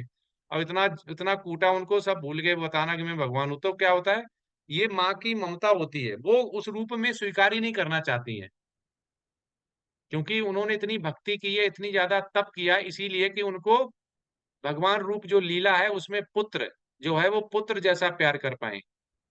जैसे हमारे घर में भी अगर पता चले कि हमारा पुत्र या हमारा भाई या हमारी बहन ये भगवान है या देवी है, ठीक है, तो हम कर पाएंगे? डर के मारे दूरी खड़े रहेंगे कि भगवान पता नहीं क्या करेगा, हम कुछ, हमारा जो भाव है वो खत्म हो जाएगा। तो भगवान यहाँ पे लीला भी करते हैं, साथ में ये भी करते हैं कि उनको जिस भाव के लिए उनको लीला करने के लिए इस धरा पे लाए हैं, वो लीला भी बनी रहे, उनको आनंद भी उठा पाए। ऐसे ही जितनी गोपियां थी, गोपियां इतनी ज्यादा भगवान को मानती थी कि ना वो खाना खाती थी ना कुछ दिखती, उनको पूरा जो विरह विरह जो होता ना विरह, वो विरह विरह भाव में थी वो। जितना विरह होता था उतना उनका प्रेम बढ़ता था भगवान के लिए। तो भगवान के इतने सारे रूप हैं जिसको हम कर्म योग, ज्ञान योग और भक्ति योग से अगर समझेंगे, तो ये समझेंगे कि सारी गीता जो है वो कहना क्या चाह रही है, चैप्टर 1 से लेके 18 तक। वो केवल यही कहना चाह रही है कि सब कुछ अपने पुत्र को, कोई भी पिता दुखी नहीं चाहेगा, कोई भी बेटा नहीं, कोई भी पिता नहीं चाहेगा उनका बेटा या उनका पुत्र दुखी हो। और हम सब किसके पुत्र हैं? हम सब पुत्र हैं भगवान के। और तो भगवान ने अपने बेटे के लिए क्या बोला हुआ है, कि यही बोला हुआ है कि गुरु साधु शास्त्र, इन 3 चीजों का इस धरा पे पालन करो, जैसे युधिष्ठिर महाराज ने किया, और उसको अनुकूल बना के, और हम इस धरा से कहाँ जाएं, जहाँ पे भगवान की इच्छा है, कहाँ पे? भगवत धाम। ये इसका पूरा सार है। हरे कृष्ण। अब किसी का कोई प्रश्न है आ, पूछ सकते हैं, अगली प्रेजेंटेशन लेते हैं। प्रभु जी मेरे को थोड़ा सा एक डाउट है, मतलब जैसे आपने बोला कि क्या हम अर्जुन को भी बोल सकते हैं कि वो क्योंकि कृष्ण जी उनके सखा थे पहले, तो बाद में जब उन्होंने अपना विश्व रूप दिखाया 11वें अध्याय में, तब जाके उन्होंने उनको माना कि पहले से ही उनको भगवान मानते थे। माता जी, सखा क्या होता है? भगवान आच्छादित रहते हैं, अपनी शक्ति से आच्छादित रहते हैं, वो किसी के भी पास हो, क्योंकि हम अगर वो पहले ही जान लेते तो वो ये युद्ध ही नहीं होता फिर। क्योंकि भगवान होते वो उनसे पहले ही बोल देते कि आप भगवान हैं, तो ये लाच्छा ग्रह ये जो ले लिया गया है, ये सब कुछ आप तो भगवान है, पहले ही करवा दो, तो वो उस भाव में नहीं आते। तो भगवान का पर्पज ये आना था कि गीता का आना था इस धरा पे, और अर्जुन के द्वारा आना था। तो माता जी आप भी ठीक हैं कि उनके साथ हुआ ऐसे ही जैसे यशोदा माता जी के साथ हुआ, कि भाई उस भाव में भगवान को देखा ही नहीं, उन्होंने कभी सोचा ही नहीं। वो तो हे यादवा, हे अर्जुन, और वो हे कृष्ण, आपस में ऐसे ही बात करते रहे। तो मामा बुआ के रिलेटिव थे, तो इसलिए उनका भाव नहीं आया। क्योंकि भगवान को जिस समय प्रकट होना होता है, जिस समय समझाना होता है, उस समय नहीं, वो आच्छादित रहते हैं, और नॉर्मल मनुष्य उनको समझ ही नहीं पाता, देख ही नहीं पाता। क्योंकि अब अर्जुन तो उनके घर पे थे, रहते थे, अब दुर्योधन को तो उन्होंने रूप दिखाया, बताया, जैसे यशोदा माता को दिखाया, दोनों के भाव अलग हैं। वो ईर्ष्या ईर्ष्या पूर्वक उनको नहीं मान रहा था भगवान है, अब वो प्रेम पूर्वक थी इसलिए नहीं मान रही थी। मान दोनों ने नहीं भगवान है, लेकिन वो ईर्ष्या पूर्वक नहीं मार रहे, क्योंकि भगवान आच्छादित है। वो हमसे कहते हैं कि आपको हमने बुद्धि दे दी है, हम इससे संबंधित नहीं है, मतलब भगवान हमको बताना नहीं चाहे कि हम इससे दूर हैं। बस ये करता है भगवान, हमें समझना है अपनी बुद्धि से। जी प्रभु जी, धन्यवाद प्रभु जी। हरे कृष्ण प्रभु जी। ऐसा प्रभु जी हम ब्रजवासियों के लिए भी कहते हैं कि ब्रजवासी भगवान को ना भगवान नहीं मानते। ऐसे 2 प्रसंग आए हैं जहाँ हमने देखा पूतना का जब संहार किया भगवान ने, जब उनकी आयु मात्र 3 माह की थी। और उसके बाद जब वो बड़े हुए तो वो क्या है, खेल कूद में बच्चों के साथ में जब कहते थे कि अरे मैंने पूतना का संहार किया, तो हमारी ब्रजभाषा में ही जैसे बोले तो वो बच्चे क्या कहते थे, क्योंकि घर में भी जाके कहते थे कि अरे यार वो तो अपने जो कहता है कि मैंने उसको मारा या कुछ है, तो वो कहते हैं कि कहती हो बातें कि हमने हुआ में पूतना में खूब लट्टे बजाए और वहां ने अकेले नना मारी, हमने भी संग में खूब मारी वो। तो वो ऐसे करके उसकी बात को वही खंडन कर दिया और उनको कहीं से भी भगवान के बोले ठीक है अब तुम ऐसी जैसे मान लो वैसे सही है, पर अब जो भी है, मतलब भगवान में भी ये नहीं कि अब मैं भगवान हूं तो उसका कोई अहंकार करके उनको प्रदर्शन के नहीं था मैंने मारा तुम्हारा कुछ वो नहीं था। ऐसी एक लीला आती है प्रभु जी, जब गिरिराज पर्वत को जो भगवान ने अपनी एक उंगली के ऊपर उठाया, तो जब वो एक उंगली के ऊपर उठाए हुए थे इतने बड़े पर्वत को, और ब्रजवासी उसके सब नीचे है, तो वो बीच में आके कहते हैं अरे छोटा सा लड़का है, अब अरे छोटा सा लाला है जब मर जाए वो, ऐसा करो सब भैया अपने अपने लठ लगाओ। तो उन्होंने अपने अपने सब लठ लगाए। अब भगवान भी अपनी लीला देख रहे हैं, भगवान भी कह रहे हैं कि बोले ऐसा है कि इनको भी थोड़ा मजा चखाऊं, तो बोले कि ऐसा है, उन्होंने थोड़ी सी अपनी उंगली हटाई, जैसी अपनी उंगली उठाई तो सब अरे मरने मरने मरने मरने जल्दी और जल्दी लगा अपनी उंगली लगा, हम तो नहीं समझ रही। तो ऐसा स्थिति होती है ब्रजवासियों ने भी भगवान को भगवान नहीं माना और उनके साथ में हमेशा लीला रखते। हरे कृष्ण प्रभु। जी, ऐसा आचार्यों के द्वारा बताई हुई कि हाँ ये सच होता है कि ब्रजवासी में उन्होंने बोला, क्योंकि वो भी उसी भाव में थे कि वो भगवान को भगवान मानते ही नहीं थे, क्योंकि भगवान कुछ आच्छादित थे। जैसे उन्होंने गोवर्धन उठाया तो उनको लगा कि ये छोटा बालक है, कहीं गिर ना जाए, तो उन्होंने बोला लगा लो सारे के लिए लाठी लगा लो। तो ये सब क्रीड़ा होती है, तो भगवान खुद इसका श्रेय दूसरों को देते हैं। भगवान खुद देना चाहते हैं दूसरों को श्रेय मिले, क्यों भगवान खुद नहीं लेना चाहते। क्यों? अगर भगवान को वो जान गए कि ये भगवान है, वो आच्छादित नहीं रहे, तो भगवान का जो पर्पज है नीचे आने का, लीला, वो पूजने लगेंगे फिर छोटे से ही, सब उनकी तरफ ही लग जाएंगे। भगवान पैदा हो गए तो भगवान की पूजा होगी सुबह शाम, वो उसी में लगे रहेंगे। फिर भगवान का क्या, भगवान का गीता, भगवान और ये पांडव क्या, दुर्योधन कौरव कुछ भी नहीं रहेगा। फिर तो वो वहीं पे पूजते रहेंगे कि भगवान आगे, भगवान भगवान बड़े होते, सारी दुनिया उन्हीं की तरफ पूजने लगेगी। तो इसलिए भगवान जो लीला करते हैं उसको समझना बहुत मुश्किल है मनुष्य के लिए, चाहे वो माँ रूप में हो चाहे पिता के रूप में हो। भगवान के अलावा कोई नहीं जानता लीला में अगला अगला चरण क्या आएगा, अगला क्या होगा। तो इसलिए आचार्य लोग क्या बोलते हैं कि हमें भगवान की इच्छा और भगवान की कृपा जो है उसके बीच में बिल्कुल नहीं आना चाहिए, क्योंकि भगवान वहां पे खुद थे तो भी भीम को जहर देके और नदी में डाला गया। भगवान चाहते तो बचा लेते, लाचा ग्रह आग लगी वो पहले ही बचा लेते, बचाया है, लेकिन वो उन्होंने एक्टिविटी कर्म होने दिया जिससे कि कौरवों का जो पाप का वो है ना, क्योंकि भगवान पाप और पुण्य में बीच में नहीं आते हैं। अगर वो ये नहीं होने देते तो पलड़ा बराबर का रहता, तो भगवान ये युद्ध और जो धर्म का कहते हैं आतताई बनाने का, तो फिर भगवान पे और पांडवों पे ये हो जाता कि सब कुछ सही होते भी ये युद्ध लड़ा और मारकाट हुई। तो भगवान लीला जब करते हैं तो उन्हें आगे से पता होता क्या होने वाला क्या नहीं, तो वो उसमें बिल्कुल भी अपना हस्तक्षेप नहीं करते। भगवान कह रहे हैं कि हम हस्तक्षेप नहीं करते हैं, क्योंकि भगवान तो गुणातीत है, हम गुणों से बंधे हुए हैं। भगवान बस हमें इंटेलिजेंस ही देता है कि हमें समझ में आना चाहिए कि हम मूर्ख हैं या विद्वान हैं। तो हम विद्वान जब ही होंगे जब हम भगवान को समझ पाएंगे, बस इतना ही भगवान करता है। उसके अलावा सारा खुल हमें पूरी छूट दे रखी, स्वतंत्र है हम क्या करना चाहते हैं। हरे जी कृष्ण। प्रभु जी, प्रभु जी इसके लिए उदाहरण जैसे आपने रावण का भी बोला कि रावण इतना ज्यादा अंधकार में था, अंधा था कि उन्होंने अपने भाइयों के का भी नहीं सोचा। इसने उनकी पत्नी ने भी उनको कितने बार इस चीज के बारे में बताया कि वो भगवान है, विष्णु है, आप उनको सीता मैया को दे दीजिए, लेकिन वो इतना ज्यादा अंधा था कि वो बिल्कुल भी समझ ही नहीं पा रहा था कि श्री राम एक भगवान के रूप में आए हैं और उनको उसका उद्धार भी वैसे तो उन्होंने ही किया, लेकिन वो बिल्कुल भी, इसीलिए वो शायद हमें ये सिखाने के लिए कि भगवान का उद्धार, भगवान हमें उद्धार करेंगे चाहे हम असुर हो या भक्त हो। तो इस वे में भी हम सोच सकते हैं कि उन्होंने उसका उद्धार किया। यस माता जी, धन्यवाद माता जी। अगली प्रेजेंटेशन लेते हैं।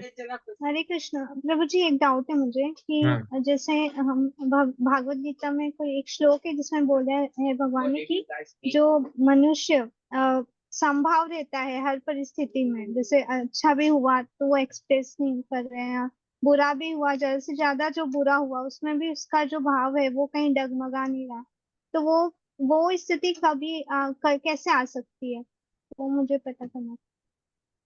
माता जी वो स्थिति आती है तो आप देखिए, प्रभुपाद को देख लीजिए, आज हमारे आचार्य गुरु महाराज को देख लीजिए। गुरु महाराज के पास नाम हट्टा के 50 रुपए लेते हैं, और 1 लाख लोग रजिस्टर्ड थे अभी से 8-10 साल पहले, तो 50 लाख रुपए उनके महीने आते हैं। ठीक है, लेकिन गुरु महाराज आप देखिए बिल्कुल सिंपल रहते हैं। इतना पैसा आने के बाद अब तो चाहे 1 करोड़ रुपए आता होगा महीने का, क्योंकि नाम अट्टा पर पर्सन 50 रुपए देते हैं। पर्सन के हिसाब से 50 ही है, लेकिन उसके लिए वो प्रसादम भी देते हैं, पूरा व्यवस्था भी कर रखी, सब कुछ वो वहाँ प्रसादम पाते हैं। प्रभु प्रभुपाद जी देख वो लीजिए, प्रभुपाद प्रभुपाद प्रभु हवाई जी जहाज 2 मिनट। से घूमते थे यूके में, हेम्बेस्टन में उनको पूरा यॉर्कशायर जो था एम्पायर मिला, लेकिन प्रभुपाद तब भी वही सैफोर्न धोती कुर्ता और सिंपल रहते, सारा भगवान वो कहते थे जो भी मुझे सोना लाके दो, मुझे गाड़ी लाके दो, मैं सबका यूज करूंगा लेकिन भगवान के लिए। तो क्या हुआ, ये संभव जब आता है जब हम भगवान के लिए करते हैं तब। अगर मैं उसमें अपनी इच्छा जोड़ दूं या अपना हम जो भी हित जोड़ दें, तो फिर वो संभव नहीं आ सकता है।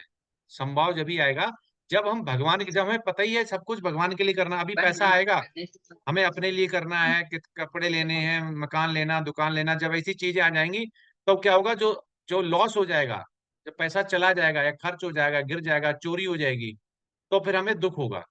हमारे किसी की सगे की मृत्यु हो जाएगी तो हमें दुख होगा, क्योंकि हम बॉडी लेवल पे हैं। लेकिन ये जो गुरु महाराज हैं, आचार्य हैं, प्रभुपाद हैं, ये बॉडी लेवल पे नहीं, ये मुक्त आत्मा है, हम बद्ध जीव हैं। तो बद्ध जीव में बधा हुआ होता है, तो हम लोगों की स्थिति ये आती है। लेकिन बहुत ज्यादा भगवान की भक्ति करने, कनिष्ठ भक्ति जैसे कनिष्ठ भक्त जो होते हैं उनमें नहीं आती है, और मध्यम भक्त में भी नहीं है। उत्तम भक्त जो हैं, जो शुद्ध वैष्णव है और उत्तम भक्त हैं, उनमें ये आ जाती है स्थिति। ठीक है। तो प्रभु जी मतलब प्रैक्टिस से और एक्सपीरियंस, मतलब जैसे जैसे हम भक्ति में और डीप जाएंगे तभी हम हमारे अंदर आ सकता है, हाँ, क्योंकि हमारे मुक्त आत्मा हमारे में। पास हमारे पास आ जाएगी। जैसे चेंजेस तो आते हैं, आप देखेंगे ना, बहुतों बहुतों के चेंजेस आते हैं। पहले वो बहुत ज्यादा ईगर होते हैं फॉर प्रमोशन, इंक्रीमेंट, पैसा, लेकिन जब वो ये समझ जाते हैं ये सारा टेम्पररी है, तो उसके पीछे वो भागते नहीं। तो एक संभाव धीमे धीमे चालू चालू आना ये होता है। पहले वो बहुत ज्यादा अग्रेसिव होते हैं, बहुत ओवर स्टेप वगैरह, मैंने खुद देखा है चेंजेस। उसके बाद वो बीच एवरेज में आ जाते हैं कि भगवान की भक्ति करनी, मिल गया तो सही, नहीं मिल गया तो सही। क्योंकि अल्टीमेट रिजल्ट क्या है, रिजल्ट ये है कि सब कुछ भी यहीं पे छोड़ के जाना है।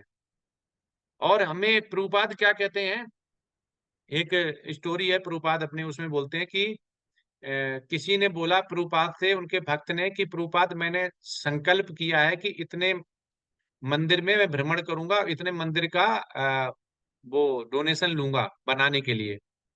तो प्रभुपाद बोला कि तुमने जो लिया है वो गलत है। तो बोला क्यों? बोला कि कभी भी हमें वो नहीं, संकल्प नहीं लेना चाहिए। बोला क्यों?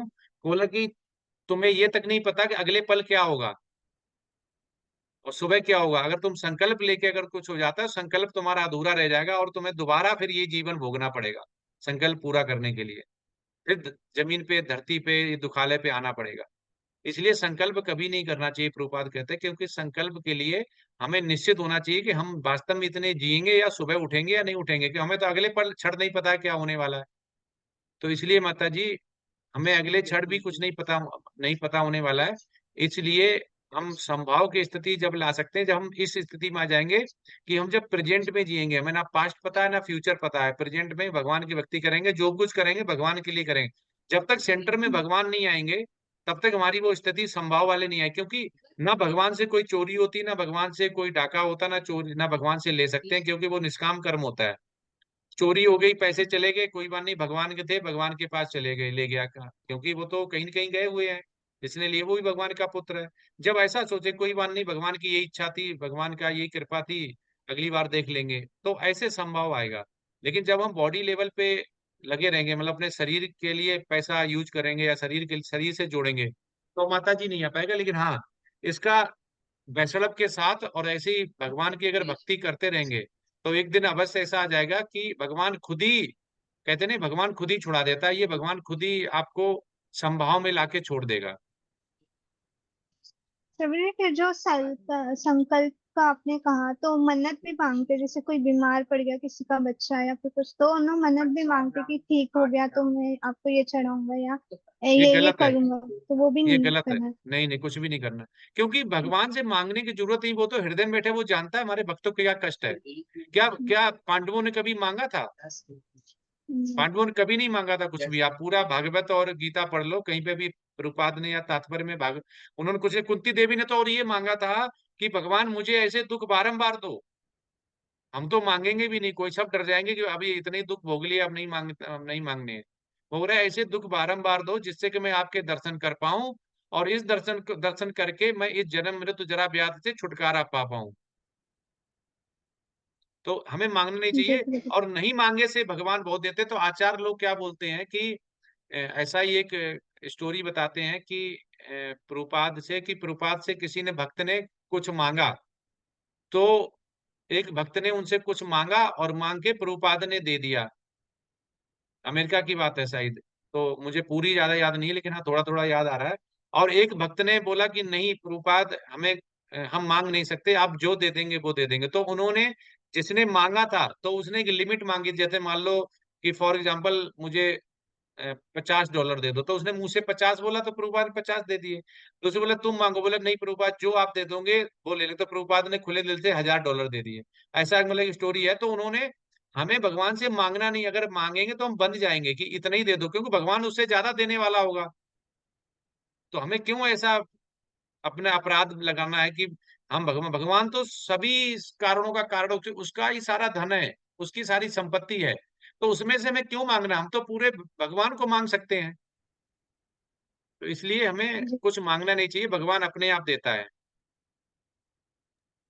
ओके प्रभु जी, एक छोटा सा एक और क्वेश्चन है कि जैसे जड़ भरत की हमने स्टोरी सुनी है कि उन्होंने भक्ति की थी, पर अंत में उन्होंने हिरण का स्मरण किया था और फिर उसको वही योनि मिली।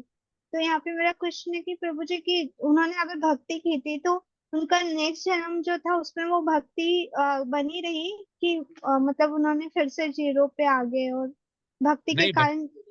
नहीं, उनको भक्ति बनी रही, तो उनको पूरा स्मरण था। अच्छा, भक्ति की वजह से उन्हें स्मरण था। हाँ, भक्ति बन गई, उनको स्मरण था, इसलिए वो अगले जन्म में, उस जन्म उनको पता था कि मैंने पिछला क्या किया, अगले जन्म फिर उन्होंने भक्ति की, उस रूप में भी आके, हम्म, हिरण के रूप में भी आके। उनको हिरण जरूर थे, लेकिन उनका जो ब्रेन था, दिमाग था, ऐसा भागवतम में आता, उनको पूरा स्थिति थी उनकी, वो मनुष्य वाली थी, मतलब पूरा ही हम्म। देख सकते थे, समझ सकते थे। तो उन्होंने, उनको रियलाइज हुआ, फिर उसके बाद दोबारा जब उनका हुआ, तो पूरा फिर वो मनुष्य जीवन में उन्होंने नहीं आया। फिर प्रभु उसको जी जान, कहा जाता है कि भक्ति अगर करता है कोई मनुष्य और उसकी अधूरी रह जाती है, तो नेक्स्ट जन्म भी उसको मनुष्य का ही मिलता है ताकि वो भक्ति कर सके, क्योंकि अन्य योनि ऐसा में तो ऐसा भक्ति नहीं ऐसा संभव। माता जी, यूनि यूनि ऐसा नहीं है। ऐसा कहीं भी गीता और श्रीमद् भागवतम में कहीं नहीं आया कि रह जाती तो भक्ति मिलेगी। उसके कर्म कैसे हैं और पिछले कर्म कैसे हैं उसने किया, उस बेस पे उसको 84 लाख योनियों में वो मिलेगा। लेकिन हाँ, भगवान गीता में ये जरूर बोलते हैं कि कोई अगर भक्ति करता है और वो किसी तरह से, तात्पर्य में आता है, गिर जाता है, तो उसका क्या होगा। तो प्रभुपाद अपने तात्पर्य में लिखते हैं कि वो दोबारा फिर किसी ब्राह्मण और उच्च कुल में जन्म लेगा, जिससे वो भक्ति कर पाए, ये आता है। तो जैसे ब्राह्मण के घर में अगर वो पेट भी बन के चला गया, जैसे कि अभी काफी लोग पेट पालते हैं, तो वो हो सकता है कि वो जो पेट है उसने भक्ति की है, इसलिए वो ब्राह्मण के घर में आया है। नहीं नहीं, ब्राह्मण के लेके पेट की वो बात नहीं कर रहे हैं कि वो कुछ बन के आएगा, वो मनुष्य जीवन की, ब्राह्मण की बात कर रहे हैं। जो ब्राह्मण अगर पेट पालता है तो वो ब्राह्मण ही नहीं है, क्योंकि प्रभुपाद ने और आचार्यों ने बताया हुआ है कि हमें आसक्ति के लिए शास्त्रों और वेदों में लिखा हुआ है कि हमें कोई भी जानवर, जैसे कुत्ता वगैरह बिल्ली है, नहीं पालनी है, क्योंकि उससे आसक्ति हो जाएगी। ये धर्म और वेद, अस्त्र शास्त्र, साधु शास्त्र से अगेंस्ट है। ऐसा मनाही है इसकी, इनको पालने के लिए। क्योंकि मनुष्य से तो प्यार कर नहीं पा रहे हैं, और ऊपर से जानवर पाल लो, तो जानवर को बांधना इसलिए नहीं बोला गया कि ये गलत है, इसलिए बोला गया कि उसको भी फ्रीडम की आजादी चाहिए। और उसको आप बांध बांध करके रख रहे हो, उससे आसक्ति हो जाएगी। क्योंकि जैसे जड़ भरत को आसक्ति हो गई थी ना, तो क्या हुआ, अगले जन्म में तो अगले जन्म में क्यों कुत्ता बनना है, जब उससे आसक्ति हो जाएगी। इसलिए इसको धर्म शास्त्रों ने, गुरु ने मना किया हुआ है इसको। प्रभु जी वो छोटा वाला जो गाय है, मिनिएचर काऊ बोलते हैं, वो भी हाँ, पालते हैं लोग अब तो। वो वो पाल सकते पालने। हैं, हाँ। ओके प्रभु। हरे कृष्ण। अगला कौन करेगा? विनय प्रभु जी। हरे कृष्ण। विनय प्रभु जी, आप पीपीटी शेयर करेंगे ना? जी जी बताइए।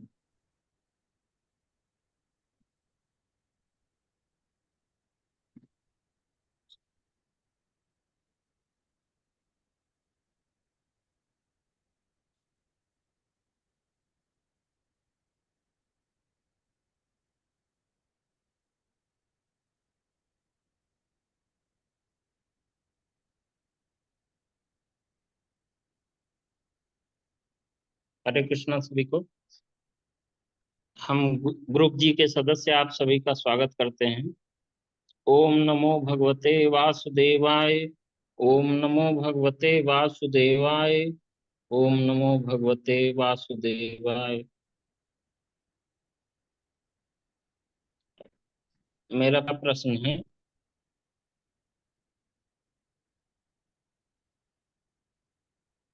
भगवद गीता 18.78 को उपदेश के संदर्भ में प्रस्तुत करें। अपनी प्रतिक्रिया में श्रील प्रभुपाद के तात्पर्य से पद्य और कथनों का संदर्भ प्रदान करें। हरे कृष्णा। भगवान 18वें अध्याय के 78वें श्लोक में कहते हैं, यत्र स योगेश्वरो कृष्णा यत्र योगेश्वरो स्वरः कृष्णो यत्र पार्थो धनुर्धरा तत्र श्री विजयो भूतिर ध्रुवो नीतिर मतिर्मम। जहाँ अर्थात जहाँ योगेश्वर कृष्ण है और जहाँ परम धनुर्धर अर्जुन है, वहीं ऐश्वर्य, विजय, अलौकिक शक्ति तथा नीति भी निश्चित रूप से रहती है। ऐसा मेरा मत है। भगवत गीता का शुभारंभ धृतराष्ट्र की जिज्ञासा से हुआ। वह भीष्म, द्रोण तथा कर्ण जैसे महारथियों की सहायता से अपने पुत्रों की विजय के प्रति आशावान था। उसे आशा थी कि विजय उसके पक्ष में होगी, लेकिन युद्ध क्षेत्र के दृश्य का वर्णन करने के बाद संजय ने राजा से कहा, आप अपनी विजय की बात सोच रहे हैं, लेकिन मेरा मत है कि जहां पर भगवान कृष्ण तथा अर्जुन उपस्थित हैं, वहीं संपूर्ण श्री होगी। उसने प्रत्यक्ष पुष्टि की कि धृतराष्ट्र को अपने पक्ष की विजय की आशा नहीं रखनी चाहिए। विजय तो अर्जुन के पक्ष में निश्चित है, क्योंकि उनमें भगवान कृष्ण है। भगवत गीता से हम यह समझ सकते हैं कि ज्ञान तथा ध्यान द्वारा अपनी अनुभूति की एक विधि है, लेकिन कृष्ण की शरणागति सर्वोच्च सिद्धि है। यह भगवत गीता के उपदेशों का सार है। वर्णाश्रम धर्म के अनुसार अनुष्ठानों का मार्ग ज्ञान का गुह मार्ग हो सकता है, लेकिन धर्म के अनुष्ठान के गुह मार्ग गुह होने पर भी ध्यान तथा ज्ञानांतर गुहितर है तथा पूर्ण कृष्ण भावना भावित होकर कृष्ण की शरणागति गुहतम उपदेश है। यही 18वें अध्याय का सार है। जीव अपने मूल रूप में शुद्ध आत्मा है, वह परमात्मा का एक परमाणु मात्र है। इस प्रकार भगवान कृष्ण की उपमा सूर्य से दी जा सकती है और जीवों की सूर्य प्रकाश से, क्योंकि सारे जीव कृष्ण की तटस्था शक्ति हैं। अतएव उनका संसर्ग भौतिक शक्ति, अपराशक्ति या आध्यात्मिक शक्ति या पराशक्ति से होता है। दूसरे शब्दों में जीव भगवान की पराशक्ति से है, अतएव उसमें किंचित स्वतंत्रता रहती है। इस स्वतंत्रता के सदुपयोग से ही वह कृष्ण के प्रत्यक्ष आदेश के अंतर्गत आता है। इस प्रकार वह हृदयनी शक्ति अपनी सामान्य दशा को प्राप्त होता है। हरे कृष्णा। अब मैं मधु माता जी से अनुरोध करूंगा कि वो अपने पहले प्रश्न का उत्तर दें। हरे कृष्णा प्रभु जी, मधु। सादर प्रणाम। हरे कृष्णा सभी को। मेरा पहला क्वेश्चन है, 18.55 से 66 में अर्जुन को दिए गए कृष्ण के निर्देशों को सारांशित करें और 18.55 और 66 से 66 तक के श्लोकों के संदर्भ में व्यक्तिगत और उपदेशात्मक अनुप्रयोग के लिए उनकी प्रासंगिकता पर चर्चा करें और अपनी प्रतिक्रिया में तात्पर्य दें। तो 18.55 से 66 तक का जो प्रश्न है, उसमें पूर्ण शरणागति के गुह्य ज्ञान को बताया गया है। मत प्रसादाद्वप्नोति शाश्वतम पद व्ययम। जो भक्त कृष्ण भावनामृत में लीन रहता है उस पर भगवान बहुत दयालु होते हैं। सभी कठिनाइयों के बावजूद वह अंततः पारलौकिक धाम या कृष्ण लोक में रखा जाता है। उसे वहां प्रवेश की गारंटी है, इसमें कोई संदेह नहीं। उस परम धाम में कोई परिवर्तन नहीं, सब कुछ शाश्वत, अविनाशी और ज्ञान से भरा है। आगे देखते हैं। कृष्ण को संतुष्ट करने के लिए कृष्ण भावनामृत में कार्य करने के अलावा जीवन में कोई लक्ष्य नहीं है, और इस तरह से कार्य करते समय व्यक्ति को केवल कृष्ण के बारे में सोचना चाहिए। मुझे कृष्ण द्वारा इस विशेष कर्तव्य को पूरा करने के लिए नियुक्त किया गया है। इस तरह से कार्य करते समय व्यक्ति को स्वाभाविक रूप से कृष्ण के बारे में सोचना होगा। यह पूर्ण कृष्ण भावनामृत है। किसी को भी जीवन की शारीरिक अवधारणा के मिथ्या अहंकार में नहीं बह जाना चाहिए। किसी को भी अपने को भौतिक प्रकृति के नियमों से स्वतंत्र या कार्य करने के लिए स्वतंत्र नहीं समझना चाहिए। वह पहले से ही कठोर भौतिक नियमों के अधीन है। जो व्यक्ति कृष्ण भावनामृत में सक्रिय नहीं है वह अपने आप को भौतिक भंवर में, जन्म और मृत्यु के सागर में खो रहा है। कोई भी व्यक्ति अपने भाग्य का निर्धारण उस प्रकार नहीं कर सकता जिस प्रकार भगवान कर सकते हैं। अतः सर्वोत्तम मार्ग यही है कि भगवान से निर्देश लेकर कार्य किया जाए। किसी को भी भगवान के आदेश की या भगवान के प्रतिनिधि गुरु के आदेश की उपेक्षा नहीं करना चाहिए। व्यक्ति को भगवान के आदेश का पालन करने के लिए बिना किसी हिचकिचाहट के कार्य करना चाहिए। इससे व्यक्ति सभी परिस्थितियों में सुरक्षित रहेगा। जो कोई भी स्वेच्छा से परमेश्वर के निर्देशन के अधीन रहता है वह यशस्वी बन जाता है। ईश्वर सर्वभूतानां हृद्देश अर्जुन तिष्ठति भ्रामयन् सर्वभूतानि यंत्र ऋणानि मायया। परमात्मा भूत, वर्तमान और भविष्य के ज्ञाता के रूप में उसके सभी कार्यों का साक्षी बने रहते हैं। इसलिए जीवों की सभी गतिविधियां इस परमात्मा द्वारा निर्देशित होती है। जीव को वह मिलता है जिसका वह अवतार है और उसे भौतिक शरीर द्वारा ले जाया जाता है जो परमात्मा के निर्देशन में भौतिक ऊर्जा में निर्मित होता है। जीव को भगवान के प्रति समर्पित होना चाहिए जो हर किसी के हृदय में स्थित है, और इससे उसे इस भौतिक संसार के सभी प्रकार के दुखों से मुक्ति मिलेगी। इस प्रकार के समर्पण से न केवल इस जीवन में सभी दुखों से मुक्ति मिलेगी बल्कि अंत में वह परम भगवान तक पहुंच जाएगा। आगे कहा गया है, अर्जुन को दी गई सबसे अच्छी सलाह यही है कि वह अपने हृदय में विराजमान परमात्मा की शरण में जाए। सम्यक विवेक द्वारा मनुष्य को परमात्मा के आदेशानुसार कार्य करने के लिए सहमत होना चाहिए। इससे मनुष्य को निरंतर कृष्ण भावनामृत में स्थित होने में सहायता मिलेगी, जो मानव जीवन की सर्वोच्च सिद्धि है। भगवान ने अर्जुन को गोपनीय ब्रह्म का ज्ञान तथा उससे भी अधिक गोपनीय प्रत्येक के हृदय में स्थित परमात्मा का ज्ञान दिया। अब वे ज्ञान का सबसे गोपनीय भाग दे रहे हैं। केवल भगवान के प्रति समर्पण करो। उन्होंने कहा, मन मना केवल सदैव मेरा चिंतन करो। जीवन को इस प्रकार से ढालना चाहिए कि व्यक्ति को हमेशा कृष्ण के बारे में चिंतन करने का अवसर मिले। व्यक्ति को हमेशा इस प्रकार कार्य करना चाहिए कि उसके सभी दैनिक कार्य कृष्ण से संबंधित हो। उसे अपने जीवन को इस प्रकार व्यवस्थित करना चाहिए कि 24 घंटे वह कृष्ण के बारे में चिंतन किए बिना न रह सके। और अंत में भगवान ने कहा है, सर्व धर्म परित्यज्य मामेकम शरणम व्रज अहम त्वाम सर्व पापेभ्यो मोक्षयिष्यामि मा शुचः। पूर्ण चेतना में कृष्ण की भक्ति सेवा ज्ञान का सबसे गोपनीय भाग है तथा यही संपूर्ण भगवत गीता का सार है। कर्मयोगी, अनुभववादी, दार्शनिक, रहस्यवादी और भक्त सभी को पारमार्थिक कहा जाता है, लेकिन जो शुद्ध भक्त है वह सबसे श्रेष्ठ है। यहाँ प्रयुक्त विशेष शब्द माँ शुचः, डरो मत, संकोच मत करो, चिंता मत करो, बहुत महत्वपूर्ण है। कोई व्यक्ति इस बात से हैरान हो सकता है कि वह सभी प्रकार के धार्मिक रूपों को कैसे त्याग सकता है और केवल कृष्ण के प्रति समर्पण कर सकता है, लेकिन ऐसी सारी चिंताएं बेकार हैं। मेरा प्रेजेंटेशन यहाँ पे खत्म होता है। प्रभु जी किसी भी तरह की त्रुटि हो तो क्षमा करें। हरे कृष्णा सभी। हरे कृष्णा प्रेमलता माता जी। हरे कृष्णा प्रेमलता माता जी।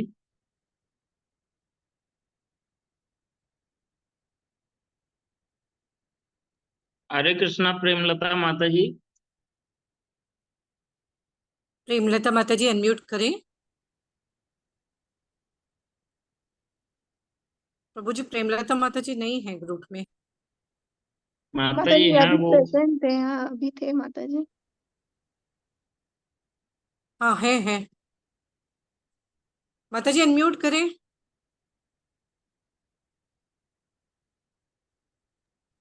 माता जी उनका हेड डाउन है। नहीं माता जी, हैंड रेस भी था और वीडियो भी ऑन था। वीडियो ऑन है माता जी।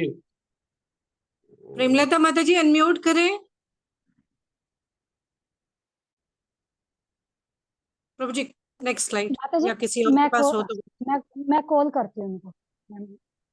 तब तक नेक्स्ट स्लाइड ले हरे लीजिए। कृष्णा चित्रा माता जी, आप अपने पहले प्रश्न का उत्तर दें।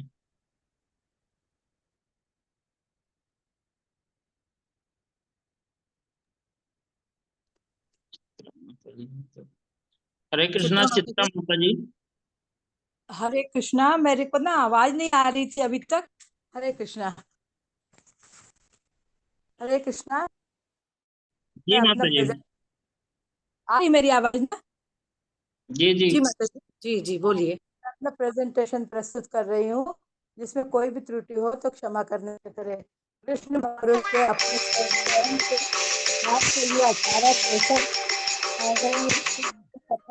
यथेच्छसी तथा कुरु के महत्व पर चर्चा करें। अपने उत्तर में भगवद गीता अध्याय 1 से 18 के उपयुक्त श्लोकों का संदर्भ दे।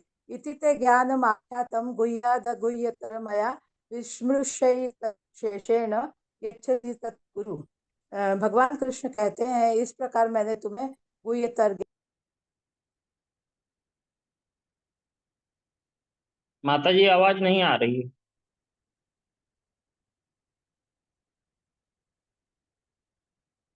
प्रेमलता माता जी आ गए हैं वापिस, तो आप हरे कृष्ण।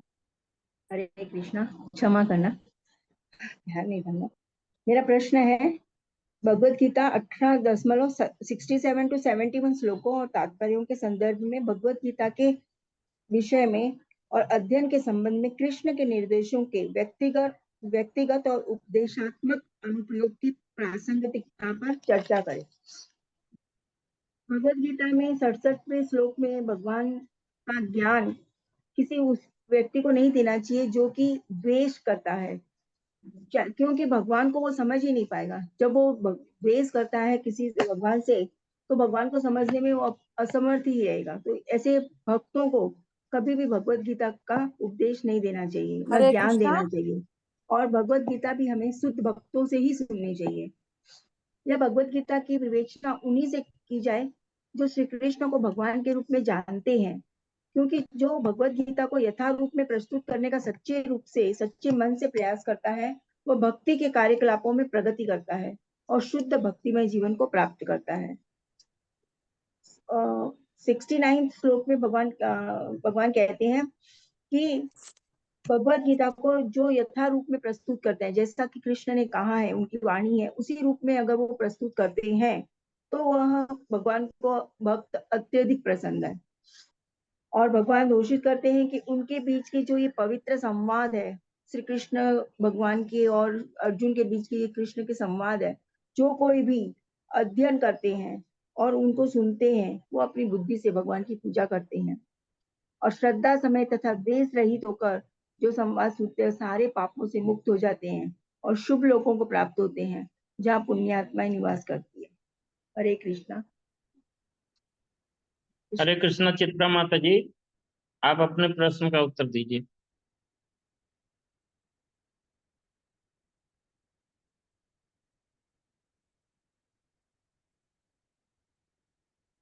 चित्रा माता जी की आवाज। उनके नेटवर्क में प्रॉब्लम है, वो लीव हो गई। मैं बोलूं? हाँ, हरे कृष्णा माता जी, आप जी हरे अपने कृष्णा। प्रश्न का उत्तर दीजिए। सादर प्रणाम सभी को। सादर प्रणाम प्रभु जी। मेरा प्रश्न है, चर्चा करें कि भगवत गीता में दी गई भौतिक प्रकृति के 3 गुणों की व्याख्या आपको एक अभ्यासी भक्त के रूप में कैसे मदद करती है। अपनी प्रतिक्रिया में भगवत गीता चैप्टर 14, 17 एंड 18 से प्रासंगिक छंदों और तात्पर्यों का संदर्भ दें। प्रकृति के 3 गुण। जब जीव जन्म लेता है तो वह शुद्ध होता है, लेकिन जन्म लेते ही वह भौतिक प्रकृति के संसर्ग में आते ही इस प्रकार इन तीनों गुणों के अधीन हो जाता है और इसमें बद्ध हो जाता है। ये 3 गुण हैं, सत्व गुण, रजोगुण और तमोगुण। सत्व गुण क्या है? सत्व गुण एक ऐसा गुण है जो बाकी गुणों से शुद्ध है, प्रकाश प्रदान करने वाला है, मनुष्य को सारे पापों से मुक्त कराने वाला है। ऐसे गुण वाले लोग भी सुख और ज्ञान में बंध जाते हैं। रजोगुण की उत्पत्ति असीम आकांक्षाओं तथा तृष्णाओं से होती है और इसी कारण जीव सकाम कर्मों से बंध जाता है। तमोगुण अज्ञानता से मोहित है और इसके प्रतिफल पागलपन, आलस, नींद है और जो बद्ध जीव को बांधते हैं। तो ये तीनों गुण जो हैं जेल की सलाखों के समान है। इनसे बचने के लिए एक अभ्यासी भक्त को इन गुणों से को पहले तो समझने का प्रयास करना चाहिए, फिर अपनी स्वयं की स्थिति को देखना चाहिए कि वह किस गुण में है और उसे इस ज्ञान के बाद उस स्तर से ऊपर उठने का प्रयास करना चाहिए। इसे कुछ बिंदुओं से हम समझ सकते हैं, जैसे कि संग बनाता है, संग बिगाड़ता है, अर्थात उसे संग की महिमा का ध्यान रखना चाहिए, उसे उन्नत लोगों की संगति करनी चाहिए ताकि भक्ति में उसकी वृद्धि हो सके। दूसरा, घमंड से व्यक्ति का पतन हो जाता है और सत्व गुण में घमंड जल्दी आ जाता है, तो उसे इससे भी बचना चाहिए। तीसरा, नीचे गिरना इस संसार का नियम है, अर्थात संसार के लोगों का तमोगुण की ओर बढ़ना स्वाभाविक बात है। इसलिए अगर आज आप अच्छे गुण में हैं तो हमेशा ऐसा नहीं होगा। बुरी संगत या बुराइयां हमेशा अपनी ओर खींचती हैं। तो एक नव दीक्षित भक्त को ऊपर उठने के लिए और इनसे बचने के लिए हमेशा मेहनत करनी पड़ती है। आध्यात्मिक उड़ान के लिए पहले सत्व गुण के स्तर तक आना आवश्यक है, तो अभ्यासी भक्त को अपने गुणों को सत्व गुण तो लाना होगा। और एक और महत्वपूर्ण शब्द है संतुलन, ना अधिक ना कम। इन दोनों से ही रजस और तमस गुण बढ़ते हैं, लेकिन संतुलन से सत्व गुण बढ़ता है। अध्याय 17 में हमारे हर कार्य किस गुण के अंतर्गत आते हैं ये समझाया गया है, जैसे कि हमारी श्रद्धा, आहार, दान, यज्ञ, तपस्या, ये कब सत्व गुण में होते हैं, कब रजस में और कब ये तमस गुण में होते हैं। तो एक भक्त को ये जानने के बाद अपने स्तर को तामसिक से सत्व गुण तक ऊपर ऊंचे उठाना होता है। इसके लिए भी कुछ पॉइंट्स, इंपॉर्टेंट पॉइंट्स हैं जो हैं, जैसे कि भक्ति में सबको आगे बढ़ने का मौका मिलता है, अर्थात शास्त्रों के अनुसार चले तो कोई तामसिक व्यक्ति भी ऊपर उठ सकता है।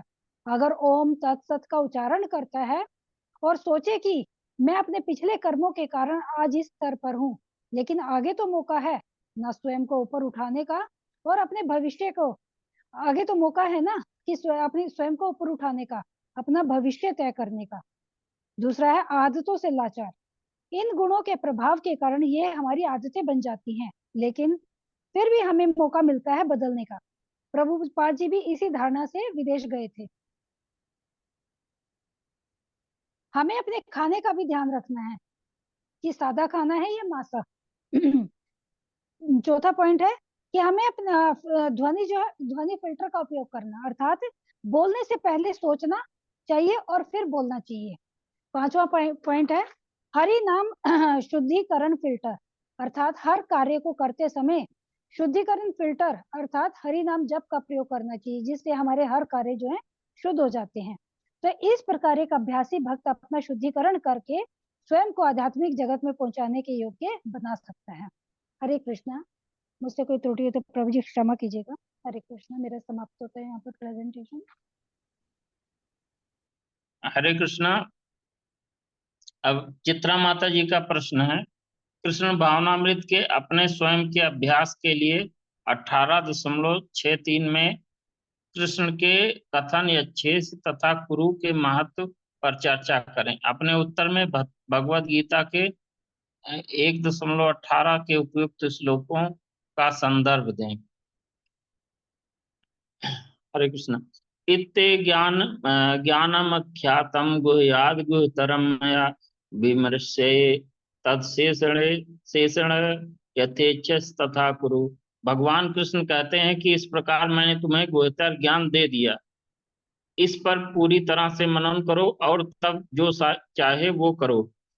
भगवान ने पहले ही अर्जुन को ब्रह्मभूत का ज्ञान दिया, जो पहले ही इस ब्रह्मभूत अवस्था में होता है।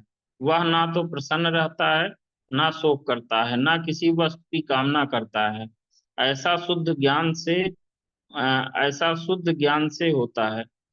कृष्ण परमात्मा का ज्ञान भी है और ब्रह्म ज्ञान भी, लेकिन यह उससे भी श्रेष्ठ है। यहाँ यज्ञेश तथा गुरु जैसी इच्छा हो वैसा करो, यह सूचित करता है कि ईश्वर जीव की स्वतंत्रता में जरा भी हस्तक्षेप नहीं करते।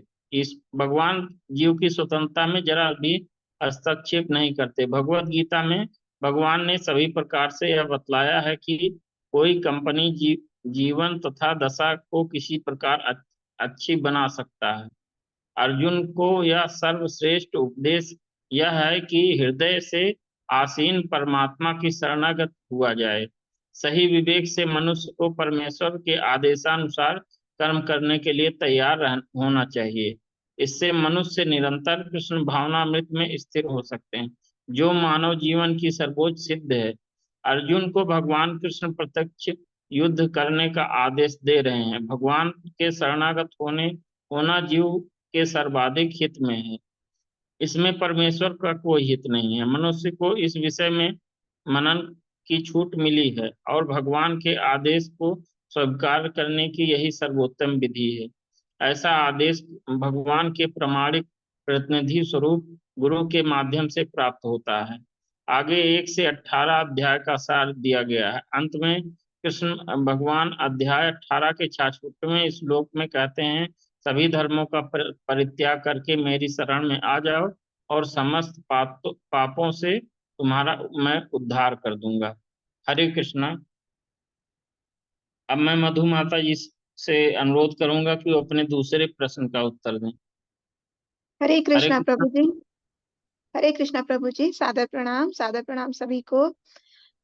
मेरा प्रश्न 2 है। भगवत गीता में वर्णाश्रम धर्म के बारे में कृष्ण के निर्देशों को श्लोक और तात्पर्य के उपयुक्त संदर्भ के साथ सारांशित करें और व्यक्तिगत और उपदेशात्मक अनुप्रयोग के लिए उनकी प्रासंगिकता पर चर्चा करें। तो अभी हम भगवत गीता के सभी वर्णाश्रम से संबंधित श्लोकों को देखेंगे, जैसे कि चैप्टर 1 में 42वें श्लोक में कहा गया है, दोषय रहते यह कुलग्ना वर्ण संकर कार के उत्साध्यन्ते जाति धर्मा कुल धर्माश्च शाश्वतः।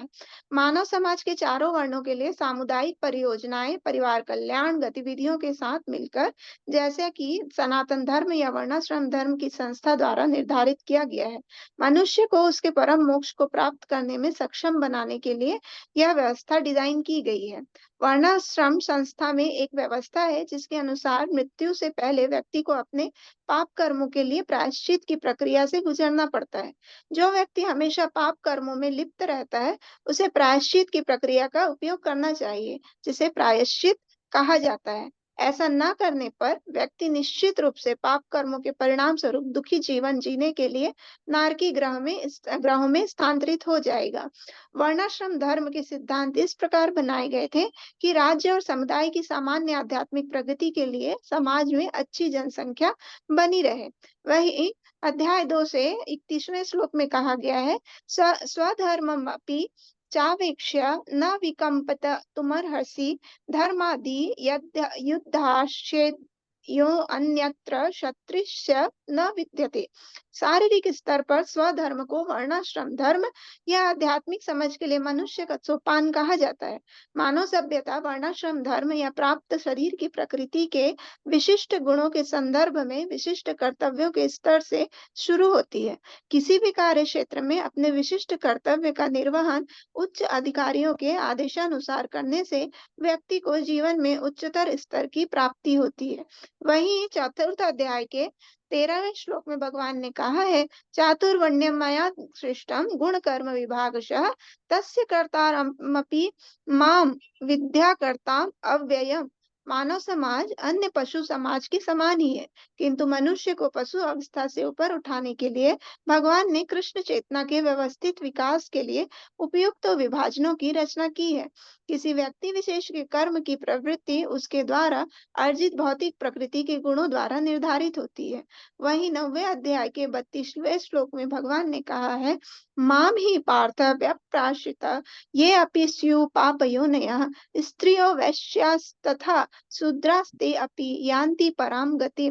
यहाँ पर परमेश्वर ने स्पष्ट रूप से घोषित किया है कि भक्ति में निम्न तथा उच्च वर्ग के लोगों में कोई भेद नहीं होता।